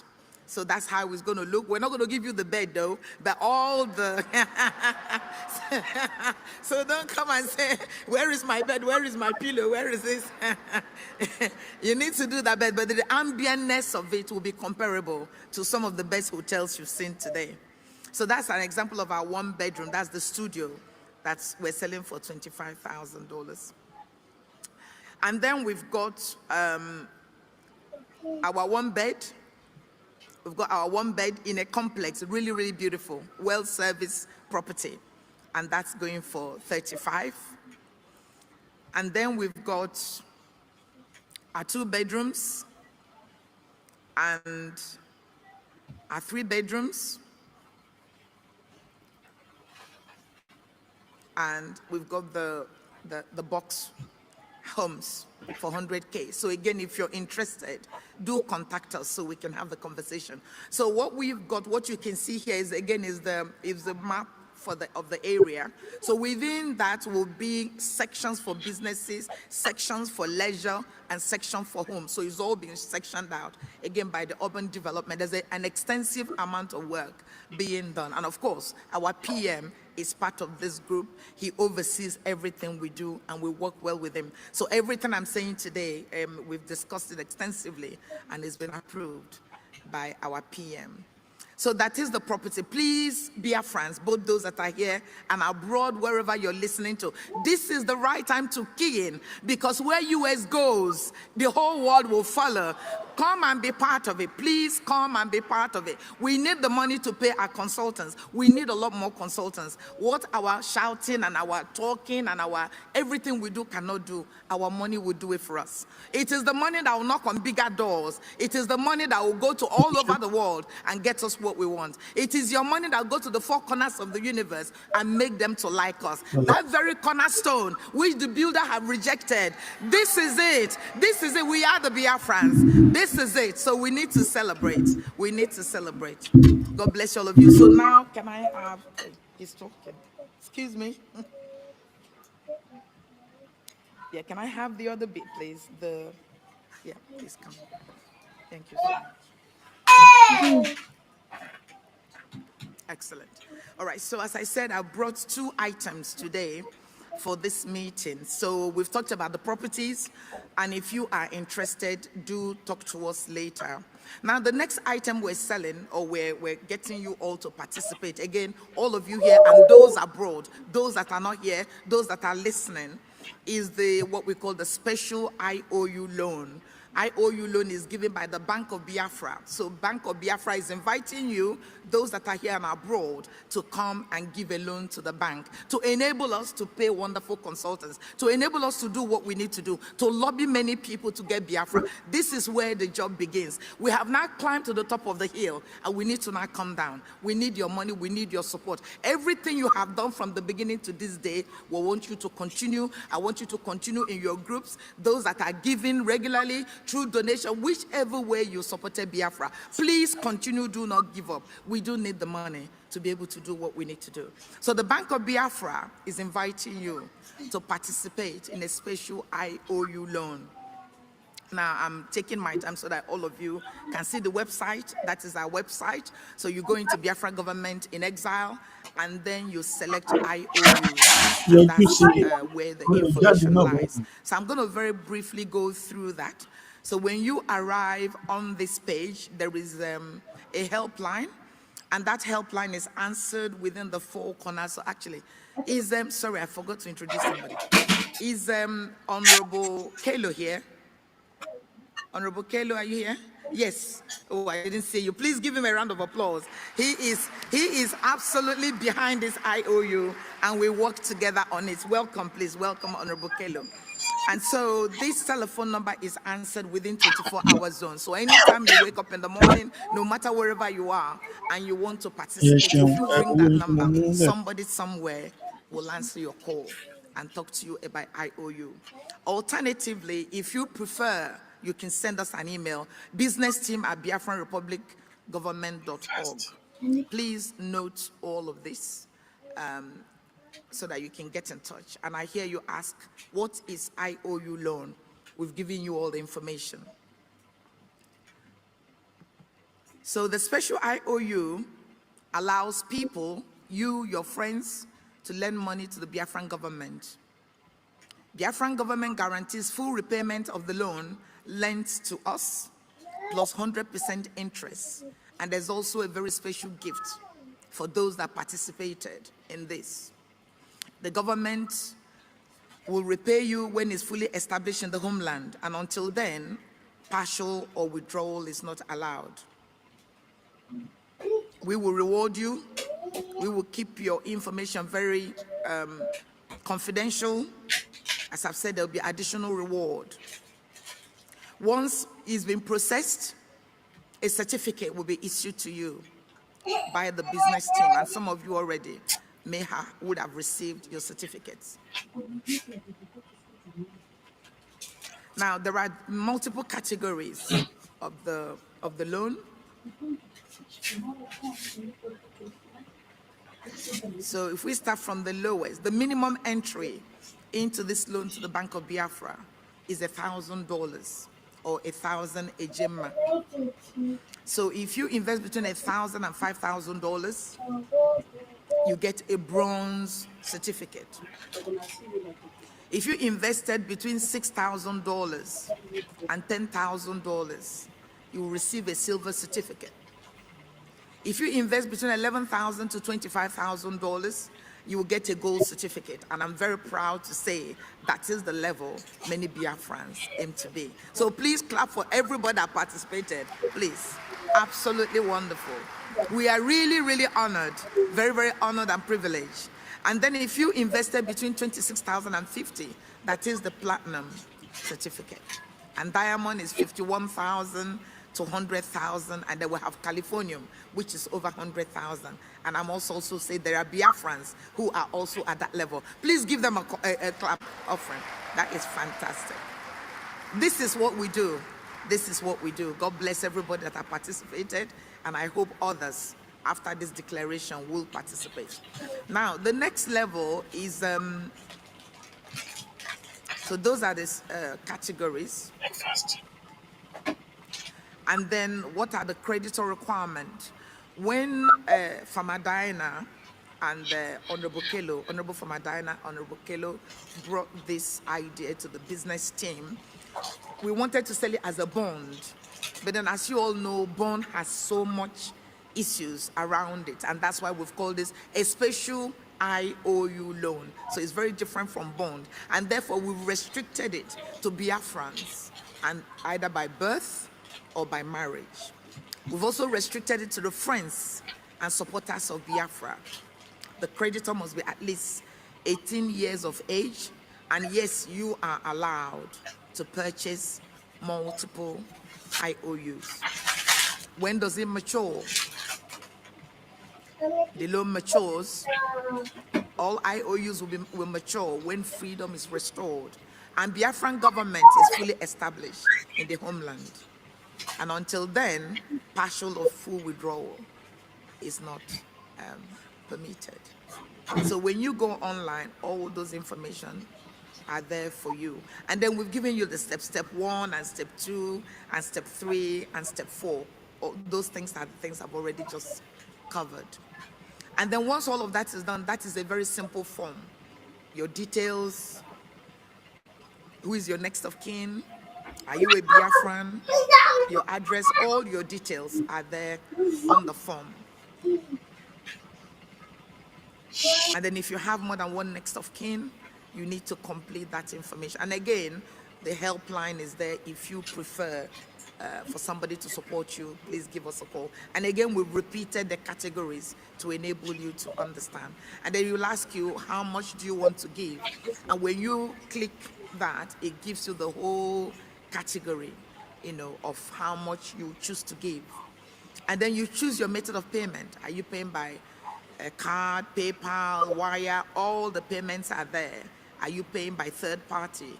Third party is where you give money to somebody to make the payment on your behalf. And once all of that is done, you need to acknowledge and accept. I hereby acknowledge that I read, I understood, and I agree to all the terms and conditions of this IOU loan contract. The act of this document, submitting this document, constitutes full and binding acceptance of this contract. And then you check it there, and once you've checked it, you submit. And as soon as you submit, a copy of the form will automatically hit your email address, and that's it. And then within 10 working days, if all goes well, your certificate will be issued to you. And then you just select this key and you make your payment. Dear Biafrans, we do need your support. Biafra needs your support. It isn't just about the declaration. It's beyond today. It's what you do, how you support us, that will make us pay our consultants and so many other consultants. There are lawyers, international lawyers, we need to bring on board. We need a lot more than our brother Elias. If you pay him, we get him to coordinate. It's only your money that can help us to do this. So I appeal to everybody, both here and at home and abroad. We do need your support at this stage. Please participate in an IOU. Please purchase the property. Even some of the people who have actually invested in the property or that have invested in IOU are elected for that money to be put towards their property. So whichever combination you want, do get in touch with us. Thank you so much. God bless you all. All hail Biafra. All hail Biafra. Thank you so much.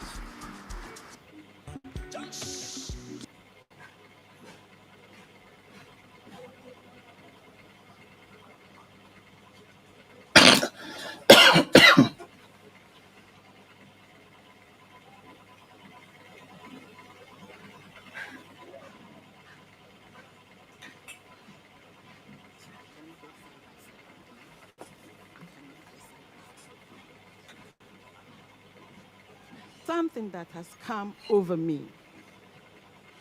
Anyone that knows me can hear me say always that I am not happy for the fact that our ancestors lived under the condition that they did. And I'm wondering, why did they do that? Why did it take so long? And then I swore that as long as I live, that I'm going to leave this place a better country and a better world for our generations to come. So the wind of victory and freedom in the air is just overwhelming. So I would like you all to say, victory and freedom for Biafra. Victory and freedom for Biafra and Yoruba nation. Victory and freedom for Biafra. Victory and freedom for Biafra and for Yoruba nation. And this victory and freedom is going to be eternal. We will never lose it. Those that thought that by not telling our stories to our children is going to sink us, not knowing that they got us prepared. Now that we're up, nothing will ever stop it. We're going to sing it to our children. We're going to go to the top of the mountain and say it and then shout it and then dance on there. Our Supreme Leader, Mazen Nnamdi Kanu, said, when this victory and freedom will come, we're going to dance on the streets and then they'll think na mmanya na-egbu anyị.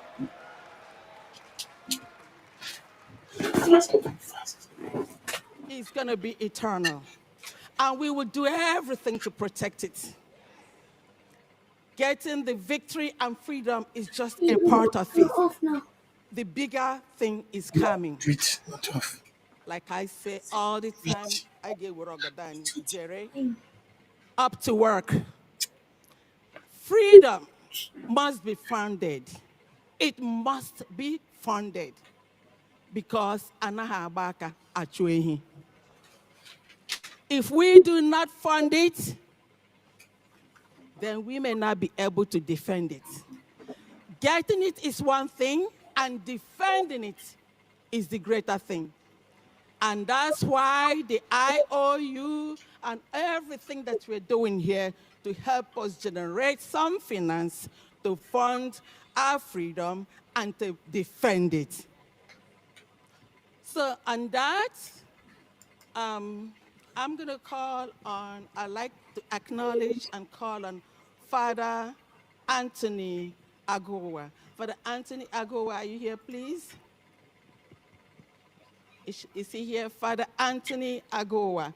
Father Anthony Agowa, if you're here, please can you stand up and let's acknowledge you. Actually, I would like you to come up to the stage, Father Agowa, please, if you can.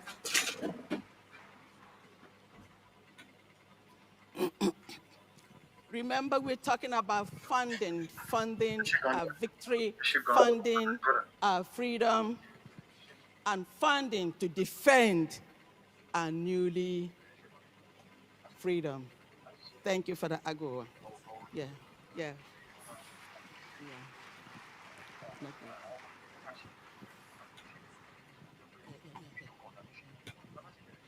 In talking about this freedom, Father Henry Agowa came up with an idea. Actually, I wasn't in the country when he brought this up.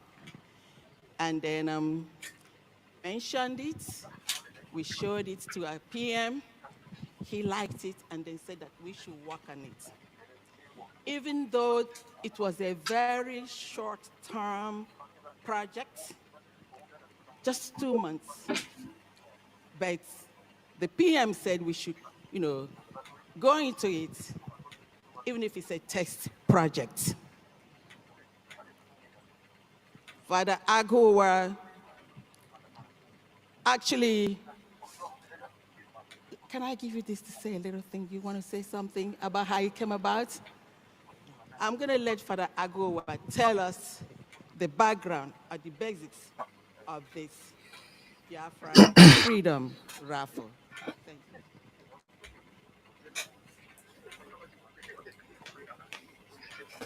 Freedom for Biafra.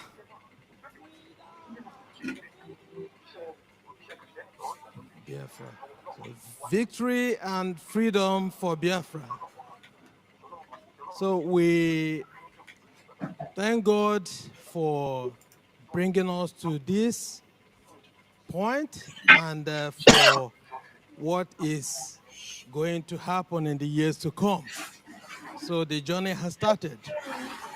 And we know once God has started with us, we are not going back. So talking about the raffle, I mentioned it to PM, and he was okay with it. He said I should talk with some members of the team. And the raffle, those of us from Imo State, that's old Imo State. So we know the story of the Sam Mbakwe Airport. So the Sam Mbakwe Airport came because Mbakwe is one leader who identified with the pains of the people. He knew how hated our people are in that enclave, Nigeria. And then that these are people who travel a lot, and we have need for something like an airport. Those who travel a lot don't have an airport. So Mbakwe thought, how can we do this? If they don't have us at heart, we have to do something, just like the idea of our liberation now. So you cannot hate yourself when you are hated. So you build yourself in love, and that's what we did. So Mbakwe came up with the idea of the Imo airport, the raffle tickets. So I was a kid then, we were in the elementary school. So, and I identified with that project because of the jingle we had. My dad was also in the Biafra war. And a lot of times he wouldn't want to talk about what happened. So you look at your dad, you know that there are things he doesn't want you to know about. He was at the heart of the war. So he died 3 years ago. So the idea of the raffle draw was so Mbakwe now coordinated. We have to raise the money within, and we have to get everyone involved, even kids. And then the idea of the raffle draw came. And I still remember the jingle. You know, as little kids, when anything gets into the mouth of the kids, so it sells to the community. So the song then is Imo Airport here, Imo Airport here, Imo Airport here, Imo Airport, onyo wola tinyaka ya, ka anyị jee rụọ ya, ehi na-enweghị ọdụ, na chi ya na-egburu ya izi. So that was the song, and that is also the message for all of us. So the freedom is in your hands. Is in our hands, and it is our collaboration, our contributions that will lead us to what we dream for. So, and then that's what the idea of the raffle, we said, he did it, we got an airport. If all of us contribute too, by buying the tickets, by supporting the raffle for the liberation of Biafra, we will get our dream as quick as possible. So that's the idea of the raffle draw. Thank you. Yeah, thank you for the AGOA. Thank you. And one thing he forgot to mention is the symbolism of the $20 raffle. Remember, after the 1967 to 1970 war, what we were given, our parents were given, was only bet 20 naira, right? Yeah, yeah, yeah. 20 pounds, I'm sorry. So that's the symbolism. And then we decided, now we're going to do this for $20. And this $20 is going to be for victory, and it's going to be for freedom, and it's a win. All right? Okay. So here, we're going to play this raffle now. We're going to do the drawing. You know, the British government is known for its transparency. And we are going to watch it, not behind the scene, but you're going to see it on it's going to be projected. So, okay,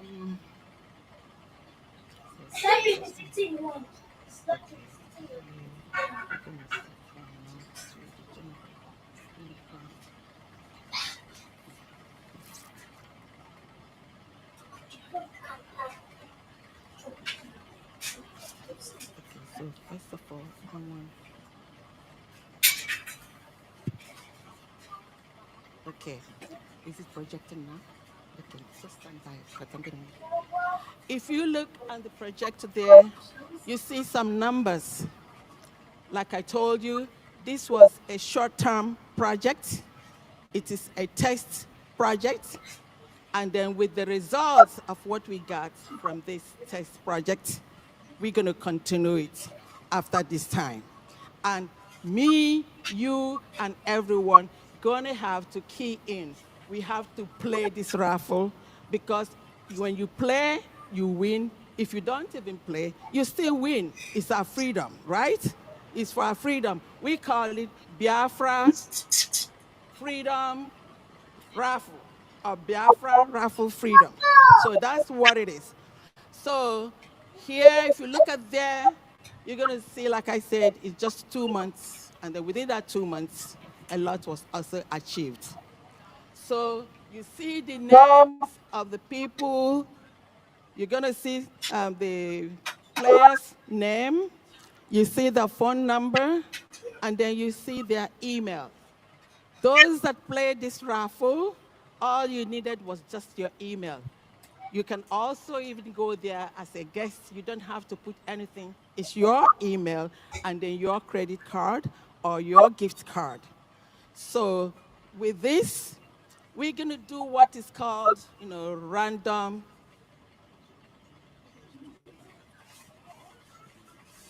Okay,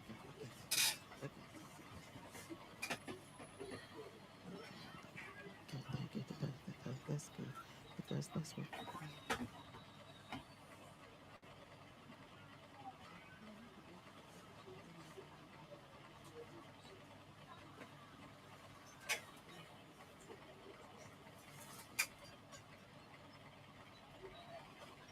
That's good. Yeah, that's good.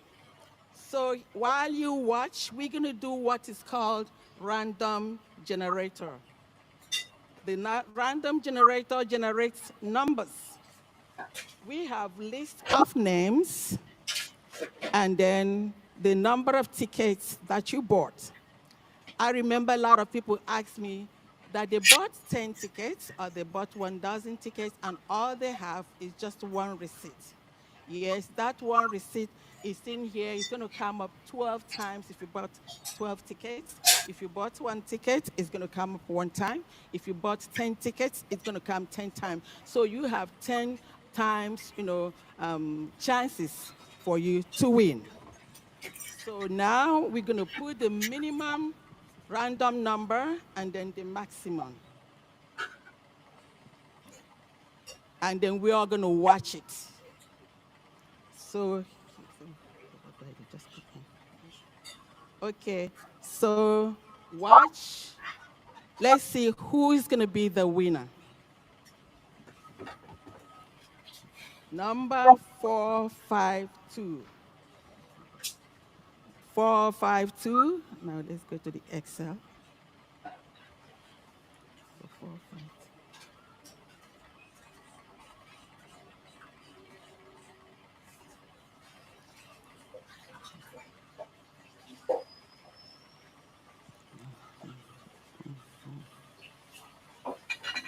Good. My 452 is Michael U. Njako. Michael U. Njako is, yeah, that's the first prize, and the first prize is $5,000. $5,000. Yeah. Yeah, Michael, you and Jocko, are you here? Yeah, 5,000 hard currency ejema.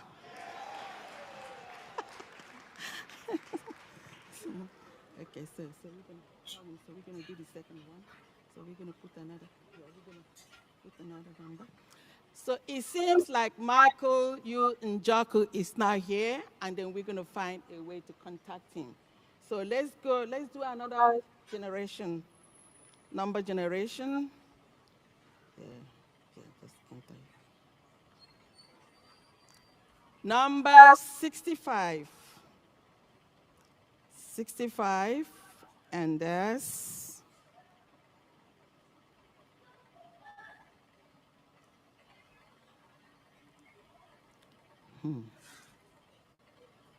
65. What number? 65. Is it 65? That's the next one. Yeah, yeah. 64? 65. Okay.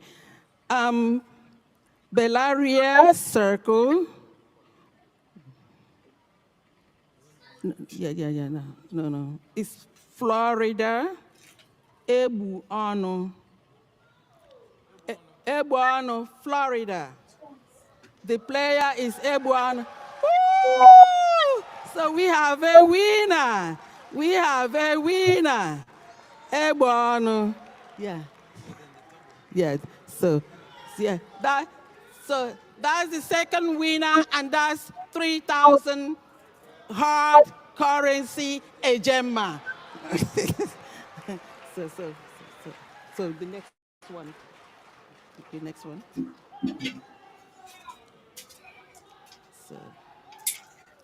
So the final and the last one, number 248. So yeah, come. 248. 248.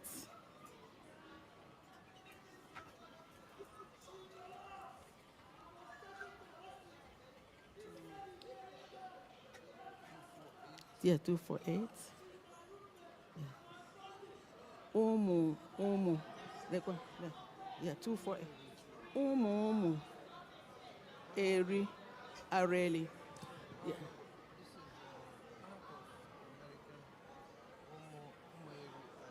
Yeah. I say, oh, it's not but I say, Umu, Eri, and Areli. Okay, the third winner is 248, and that name is Umu Eri Areli. Umu Eri Areli. And the prize is 2,000 hard currency ejema.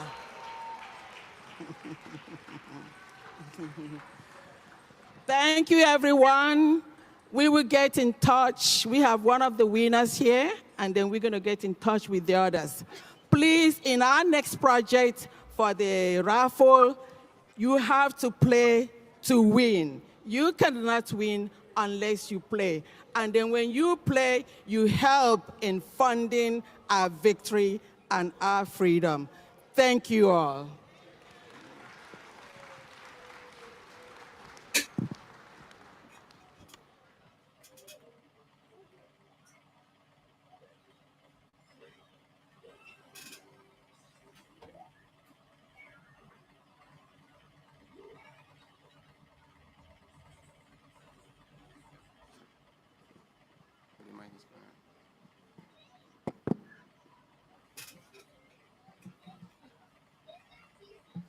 Good afternoon, great Biafrans.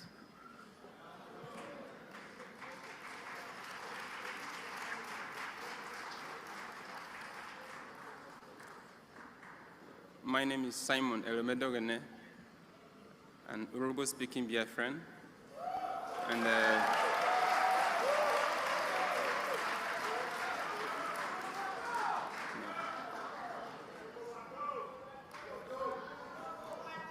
what do I do? And I'm here to represent the media team, BRGIE, Biafra Writers of Conscience, BWOC. Still on the course, it says, ladies and gentlemen, distinguished guests and fellow countrymen, I welcome you to this historic and monumentous event. The Biafra Restoration Declaration Convention. Today, we gather to reaffirm our unwavering commitment to the sovereignty of Biafra as a nation state. First, let us honor the towering giant on whose shoulder we stand. We extend our heartfelt regard to our eternal leader, our revered Chukwu Emeka Odumegwu Ojukwu, the visionary leader who boldly declared our sovereignty. We salute Philip Effiong, the courageous second in command who ensured the flame of hope never dimmed.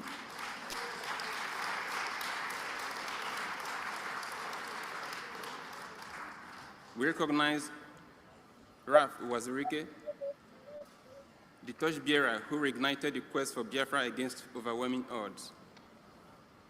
We celebrate our leader, Mazinan Dekano,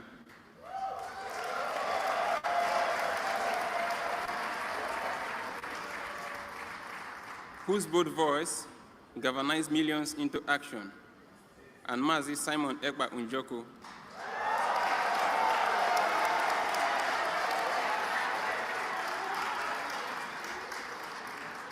the relentless fighter who continues the struggle with unwavering courage and tenacity, the one who has united us today. We salute all the brave heroes and heroines of Biafra from 1967 to 2024. Your sacrifice have borne fruit today.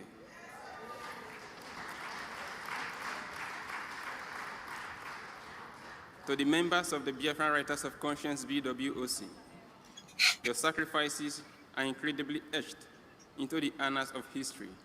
You stood tall and defended Biafra when no one else had the courage to tell our story to the world. It is sobering to reflect that even before many of us were born, the seed of oppression against the Biafran people was sown. The artificial creation of Nigeria by the British colonial officer Frederick Lugard marked the beginning of the relentless campaign to subjugate and erase the identity of Biafra. Reports from the global human rights organizations, Amnesty International, the United Nations Working Group, and others have laid bare the atrocity committed against us. State-sponsored terrorism, enforced disappearances, illegal detention, and a corrupt judiciary who perpetuated a reign of terror.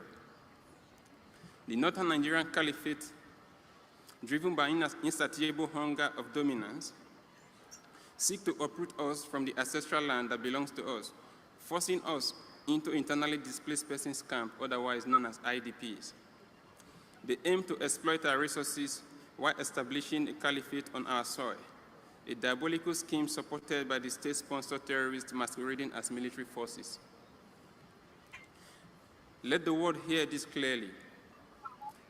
The survival of Nigeria, in its current form, is an existential threat to Biafrans and a catalyst for the unchecked spread of terrorism across Africa.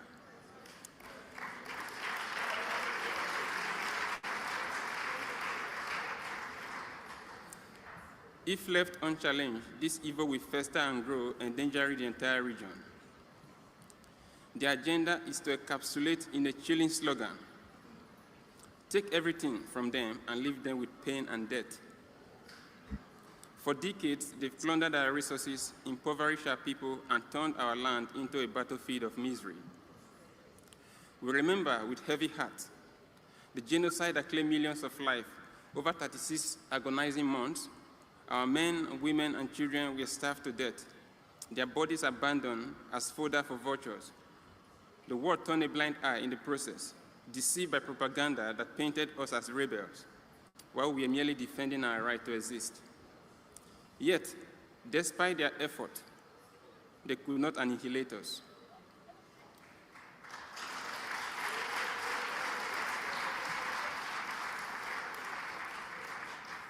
We are the descendants of survivors, and today we proclaim the unwavering resolve. We will not accept a life of subjugation. Our destiny is sovereignty. Our right to exist is non-negotiable.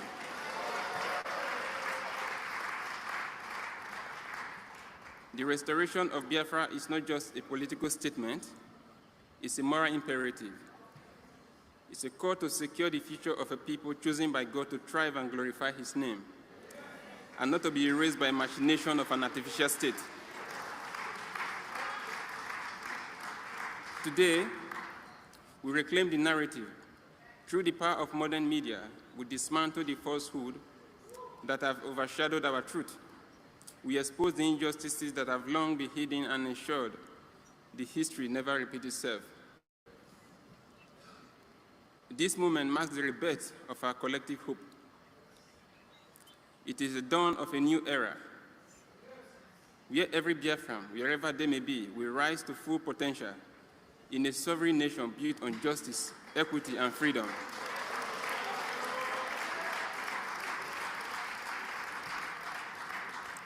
We are the children of resilience. We are the heirs of hope. And today we declare that the restoration of Biafra is not merely a dream, it is a destiny that is fulfilled.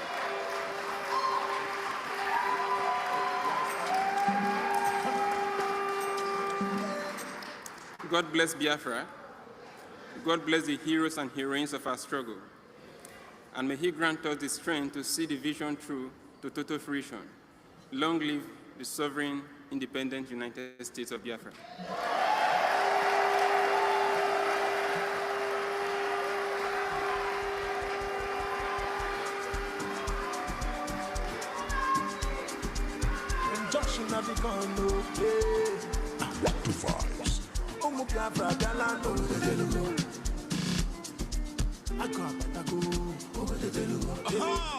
That's all. Like rapture, we dey take place.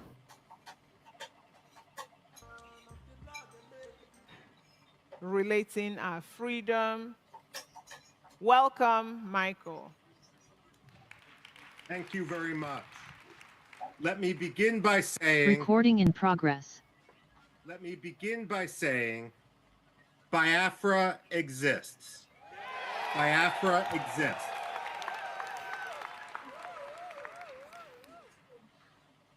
When I analyze, it's important to recognize the obvious.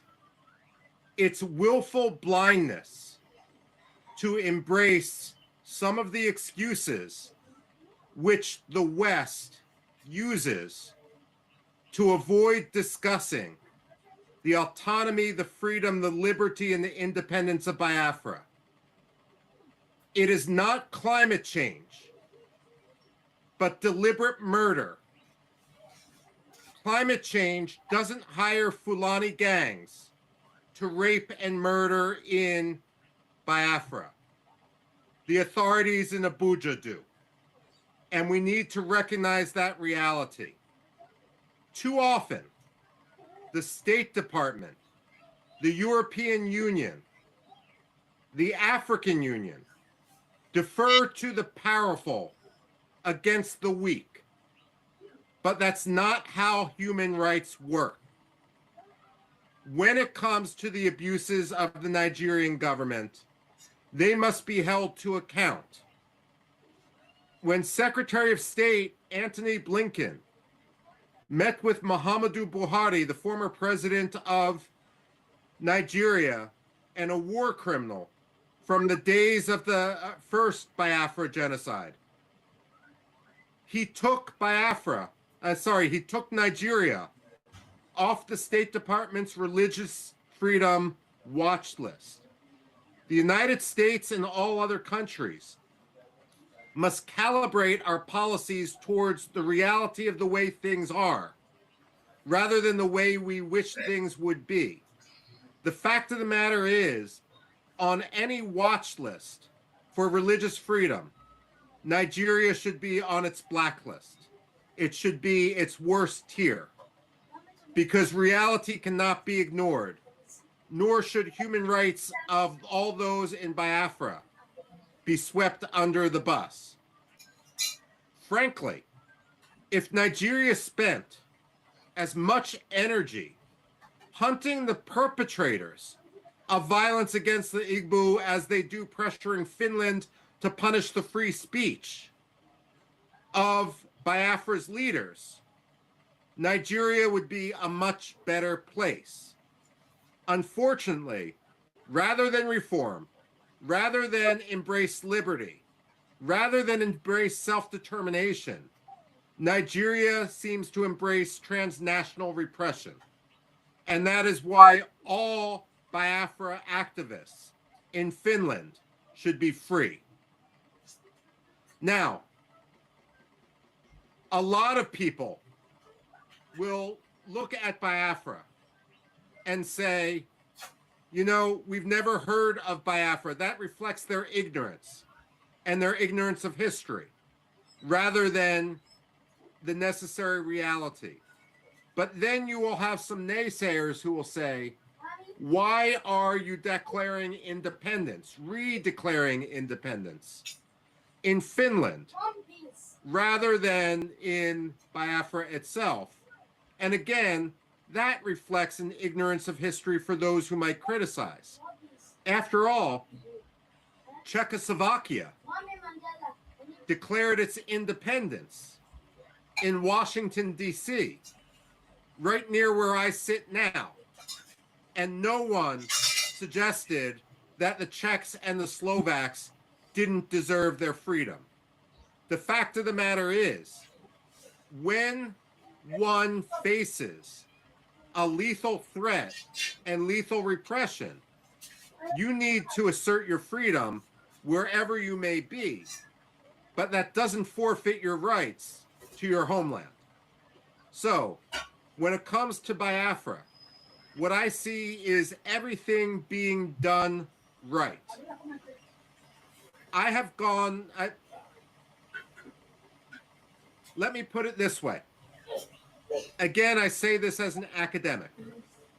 I've been to many places around the world in which people desire their freedom. I've been to Iraqi Kurdistan, Turkish Kurdistan, and Syrian Kurdistan.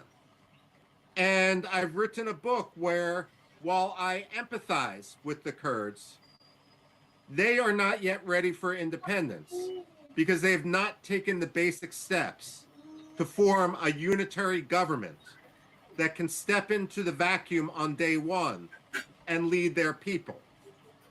That is something that the Biafrans have, a mistake the Biafrans have not made. What I see today with the organization of the Biafrans has been absolutely and completely admirable. You are not simply symbolically declaring independence. You are setting in motion a government which can take over all functions of the government. Now, some people may complain that Biafra now has its own army, and they may say that is a terrorist action. They are wrong. It is the job of any government to monopolize the use of force within its territory. The Nigerian army is the occupying army right now. Its job is not to monopolize the use of force within Biafra, because they have shown when they use force, they use it not for security, but to perpetrate insecurity. They use it to murder, they use it to rape, they use it to charter buses, to bring in militias, so that people, naive people, may believe that they have nothing to do with what is going on in the region. Now, I'm a historian by training. which means I get paid to predict the past. I'm sorry, also, speaking of pay, let me be clear. I am receiving nothing for my advocacy for Biafra. I have been offered nothing, I have demanded nothing, and I am receiving nothing. Nor would it even be legal for me to accept money from anyone. I am speaking only as an analyst and only as someone who wants to further liberty.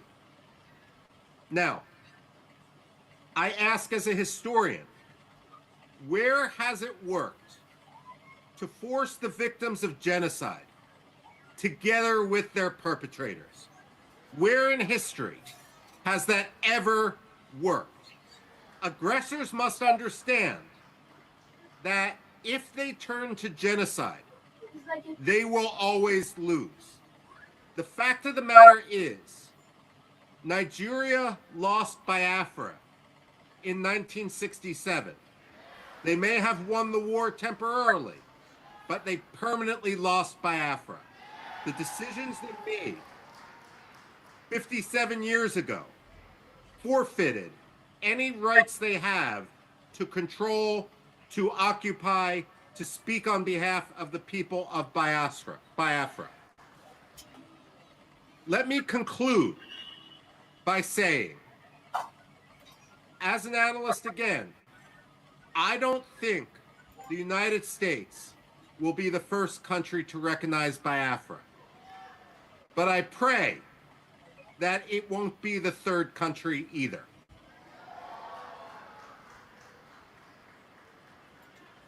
Biafra to move from Finland and to lobby vociferously night and day in order to ensure that the African Union recognizes that Biafra is already more organized, already more capable of statehood, already will have a higher standard of living, already will be at peace with itself and its neighbors more than many other African countries. And therefore, it will be a boon to Africa, a boon to the African Union, a boon to the spread of democracy in the region, an anchor for stability in the region, in an area that is increasingly unstable, especially as people come from the north in order to destabilize. So let me conclude by saying, with my very short remarks, that I wish I could be with you there today. Family prevented me from coming, but I admire what you're doing, I follow what you're doing, and I pray for what you're doing. Long live Biafra.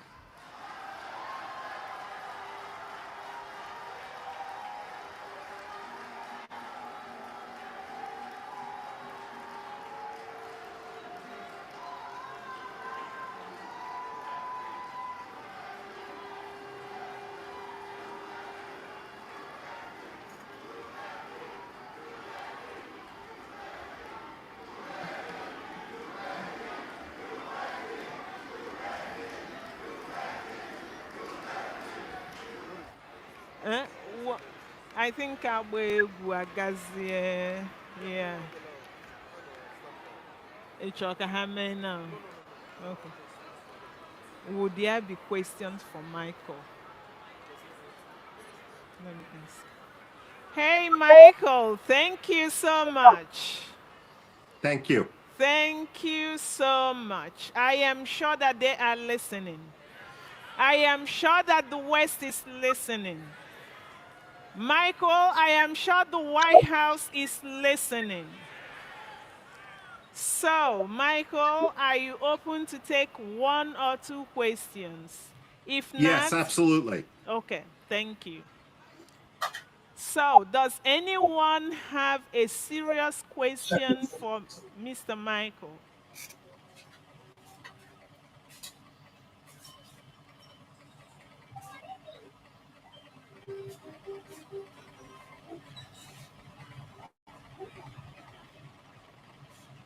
Hail Biafra.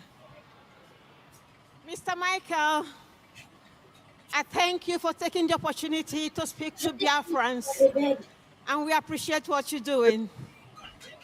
My question is, have you had a cup of tea with Donald Trump this morning? I've had a cup of tea, but that's all. We need to know.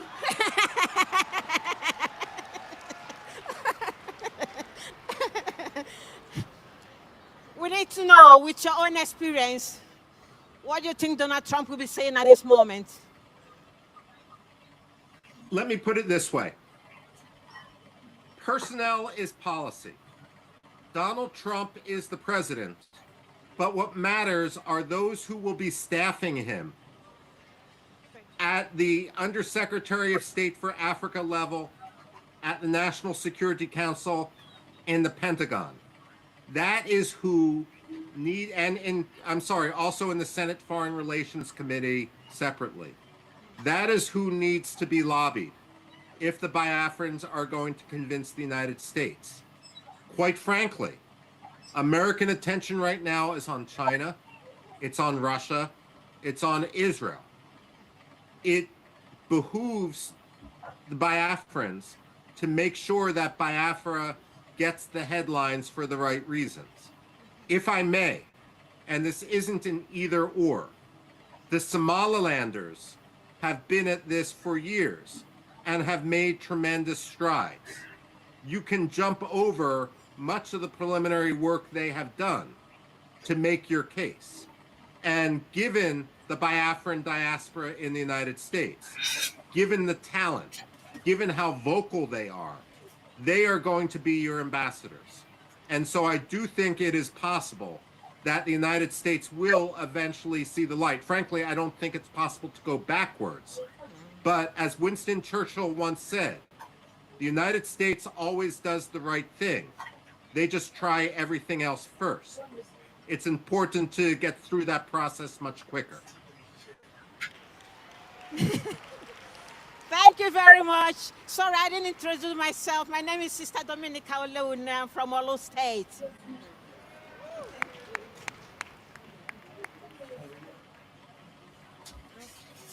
Okay.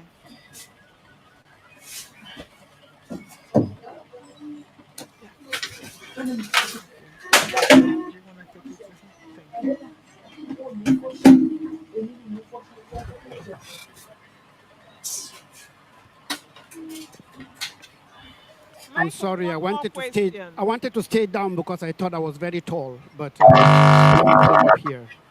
I want to thank the Biafran government in exile for bringing Ambazonia team here today. This is a wonderful opportunity. My legs are shaking, and I want to say it's a pleasure to have met and listened to Mr. Michael. In fact, I don't just know, I'm pumping out. And I want to make him to understand that Biafra and Ambazonia are seismic twins. I'm seeing him here. I was looking there. All right. Hello. Yeah, they are seismic twins. And I just want to ask you if you've also made some research on the genocide La République du Cameroon is emitting in Ambazonia, with the scorched earth policy, burning of villages, amputation, burning of fathers and mothers in their houses. And if that is done, that will be a very, very great thing for me to take home today. And hail Biafra. Thank you very much. I am aware of the situation. I'm aware of the fighting between the Francophones and the Anglophones. I'm aware, based on the Cameroonian community in the United States, in Washington, D.C., who say and describe how much of a police state it is as soon as they land in the country, how they're afraid to go back. I've been in, I've listened to phone calls that people have put on speakerphone to hear about the situation back home. So I am aware of the situation. Aside from a brief airport layover in Douala, I've never actually been to Cameroon. and I would hope to be able to write more about it in the future. The closest I have gotten is to the Central African Republic. But look, without doubt, this is my frustration with the United States. Africa is the second most populous continent. It is, when I look at the economy of Africa, largely, the fact of the matter is Africa is the continent of the 21st century. And I find it shameful, the difference between the rhetoric of the United States and the reality of our policy. We should not be ignoring Africa anywhere. And that means not only the good news stories, but also the problems, such as what's happening in northern Cameroon. Thank you. Thank you, Michael. Thank you. Yeah, please, do you still have time for a few more questions? A lot of people. Of course I do. Okay, thank you. You want.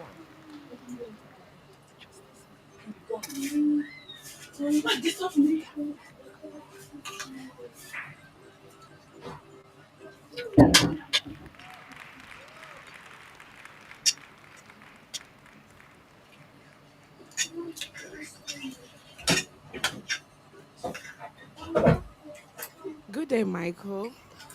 Good day. How are you doing? Very good, thank you. My name is Dr. Ngozi Orobweze. I am the Chief of Staff to the United States of Biafra.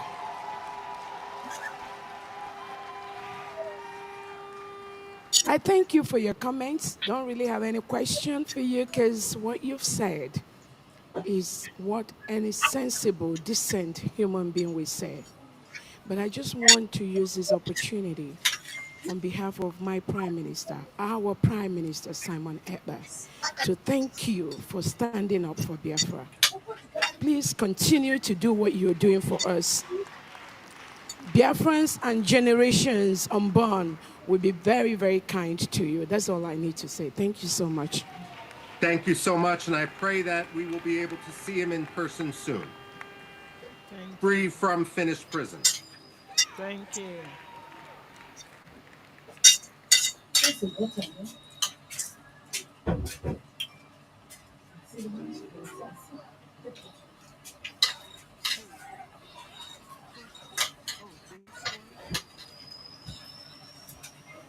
So, Michael, we have a young man who wants to speak to you from the perspective of the youth of Biafra. Thank you. Hello, Michael. How are you doing today? Pretty good, thank you so much. That's good. So my name is Chimuchem Anyomre. My family have brought me out here today to understand about this fight for Biafra and this freedom. And my question is there any way or any advice that you can give to us to be able to, influence the other young students or young people who want to try and at least contribute or try and help out spreading the word and trying to get a lot of people to get involved with this freedom for our Biafra and everything? Yes, my advice is always write, and write. But don't write simply for the Biafran community. You're writing for people who already agree with you. You want to write specifically for non-Biafrans. You want to write for people that disagree with you. You never want to look at someone as your enemy, but rather as someone who is wrong and needs to be convinced to be right. And if you push them into a corner, it's natural human nature that they're going to dig in their heels.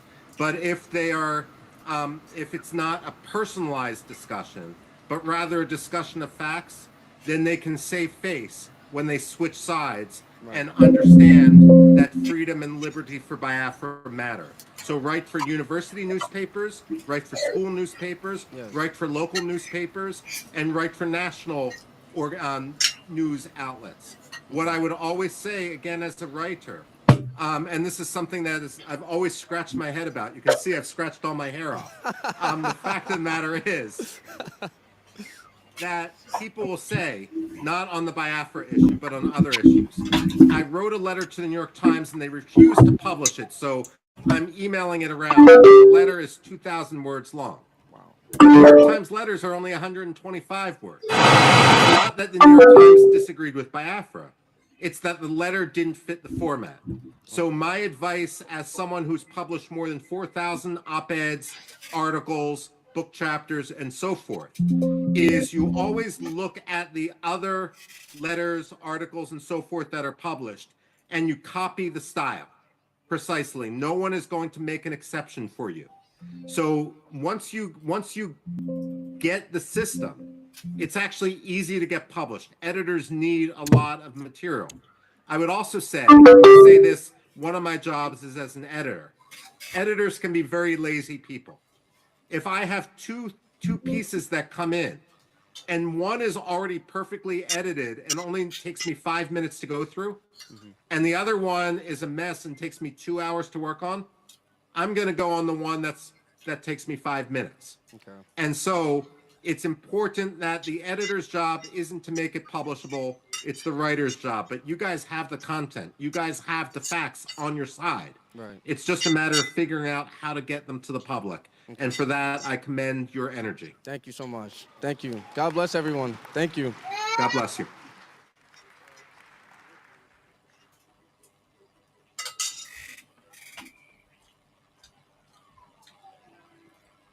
Thank you, Mr. Michael, for your support. My question is, why do you think the West, who always clamor for human rights, prefer to partner with these repressive regimes in Africa at the expense of human life? You know, it's a great question. And it's something that's frustrated me in other contexts. First of all, there's two types of it. Let me put it this way. When George Shultz was the United States Secretary of State under Ronald Reagan, whenever a new U.S. ambassador would be nominated to go to a different country, George Shultz always invited him into his office on the 7th floor of the State Department, and he had a big globe there. And he would tell the ambassador nominee, show me your country.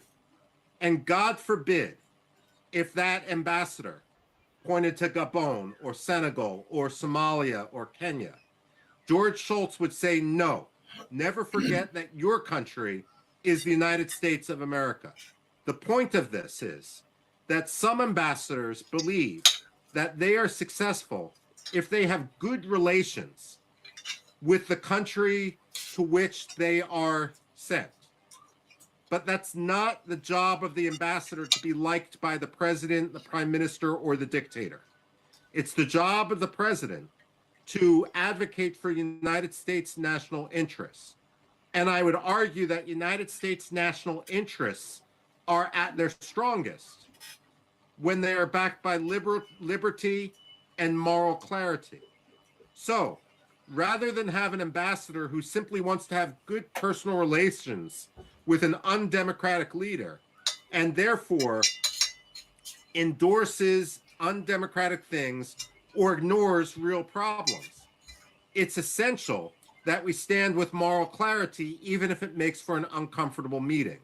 This is why personally, and I wrote about it at the time, I was so disappointed when Secretary of State Antony Blinken, a man who based his legitimacy at his Senate confirmation on the fact that his father-in-law was a Holocaust survivor, when he ignored and took, when he sat with Muhammadu Buhari and when he took Nigeria off the religious freedom watch list. You know, politicians and diplomats don't like to be criticized. And when you see such hypocrisy, if you write about it, and I'm going to the previous question now, that is something which they will notice. They may not want to admit that they are making a mistake, but they will read the criticism and hopefully not make the same mistake twice. So part of the problem is the culture of the American State Department and frankly, the British Foreign Office and so forth. But part of the problem is that the Biafrans need their voice to be amplified far beyond the borders of Biafra and far beyond the confines of the communities within the diaspora. Thank you, Michael. No. Last question.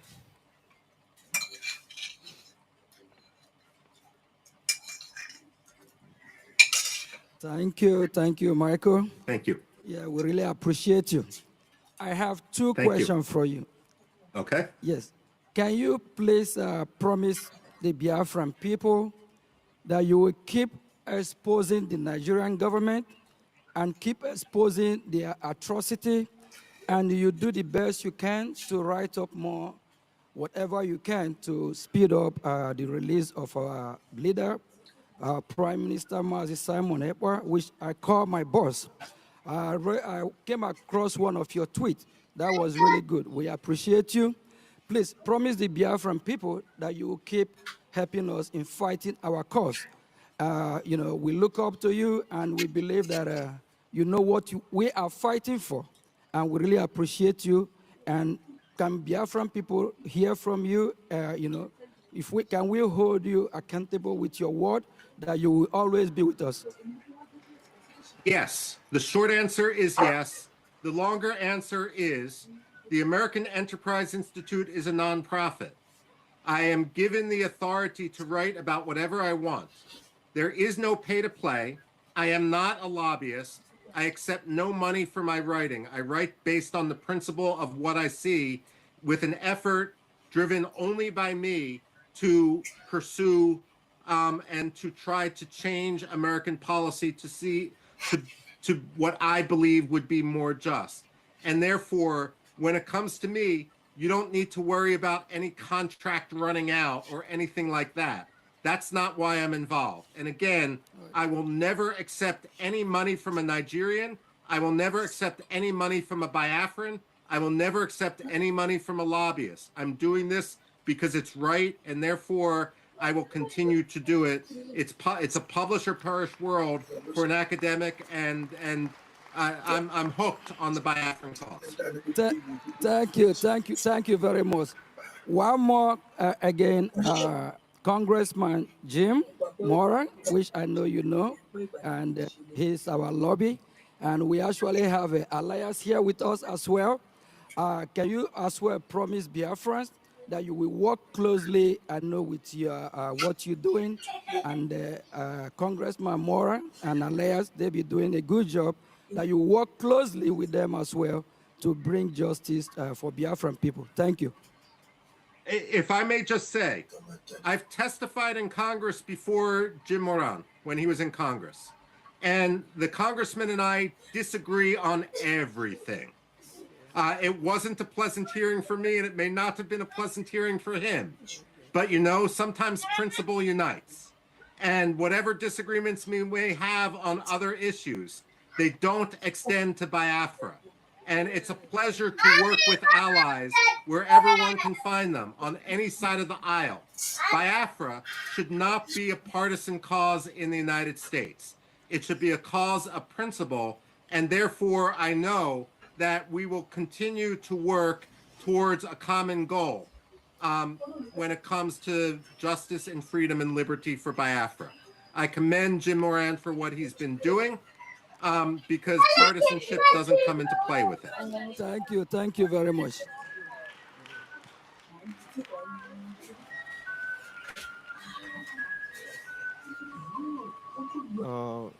Mr. Robin, thank you very much for your commitment in putting the truth out there to the public.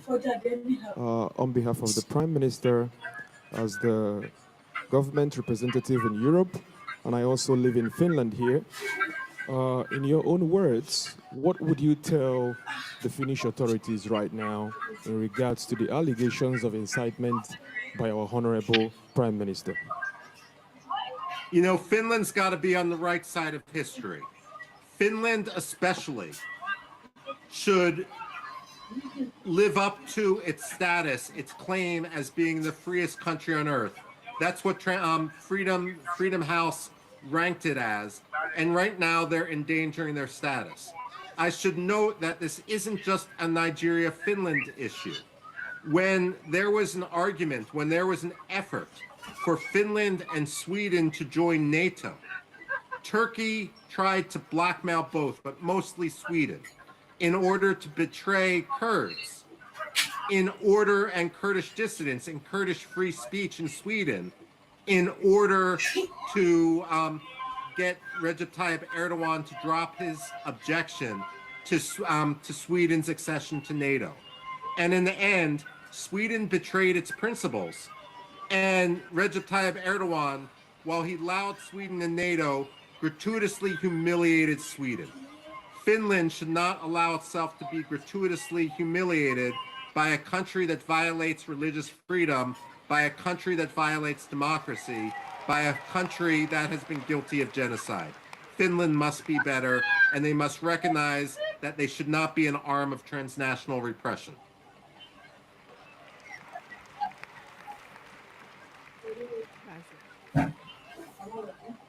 Thank you so much, Mr. Robin. Okay.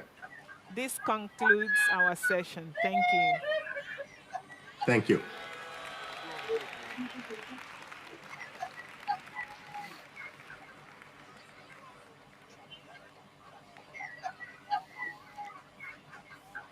Biafrans, we say, wow. We say, wow. Did you just listen to Mr. Robin? Oh my God. Oh my goodness. We thank Mr. Robin again. This gives us courage that they know. They actually know the truth. We only have to push and do the right things. Do it right, and they will hear. We will bring that wall down. So now it's time for lunch. The door is opening.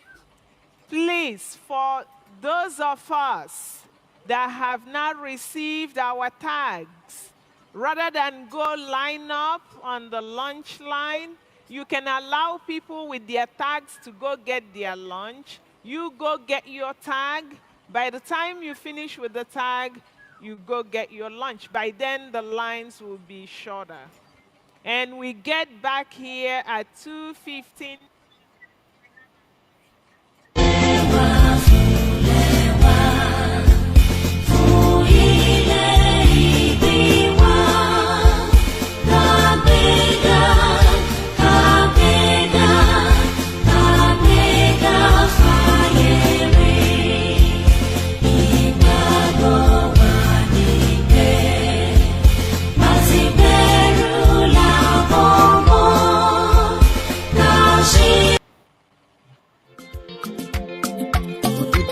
Go and build your home, for we are going home. Nigeria cannot walk again. Build your home is your home. Me too, but go and build your home, for we are going home. Nigeria cannot walk again. Build your home is your home. I can also build your home. Don't allow your enemies to divide you, for we are going home. Build your home is your home. Why must we perish in one Nigeria? Why must we die in what is not working? The country white migrated for us. The country we don't know how she came about. We can also divide the peace. A call for referendum is not a call for war, but for in case you need one, we can also give it time to. We can also live as good neighbors. Share one thing in common. Let's help one another and make Africa to be great. The center cannot hold again. everybody go and build this home. Hold your leaders accountable. Build your home, make I build my home. We are going home to the land of rising sun. Your peace and justice shall reign. The land of victory. We are going home to the land of rising sun. Your peace and justice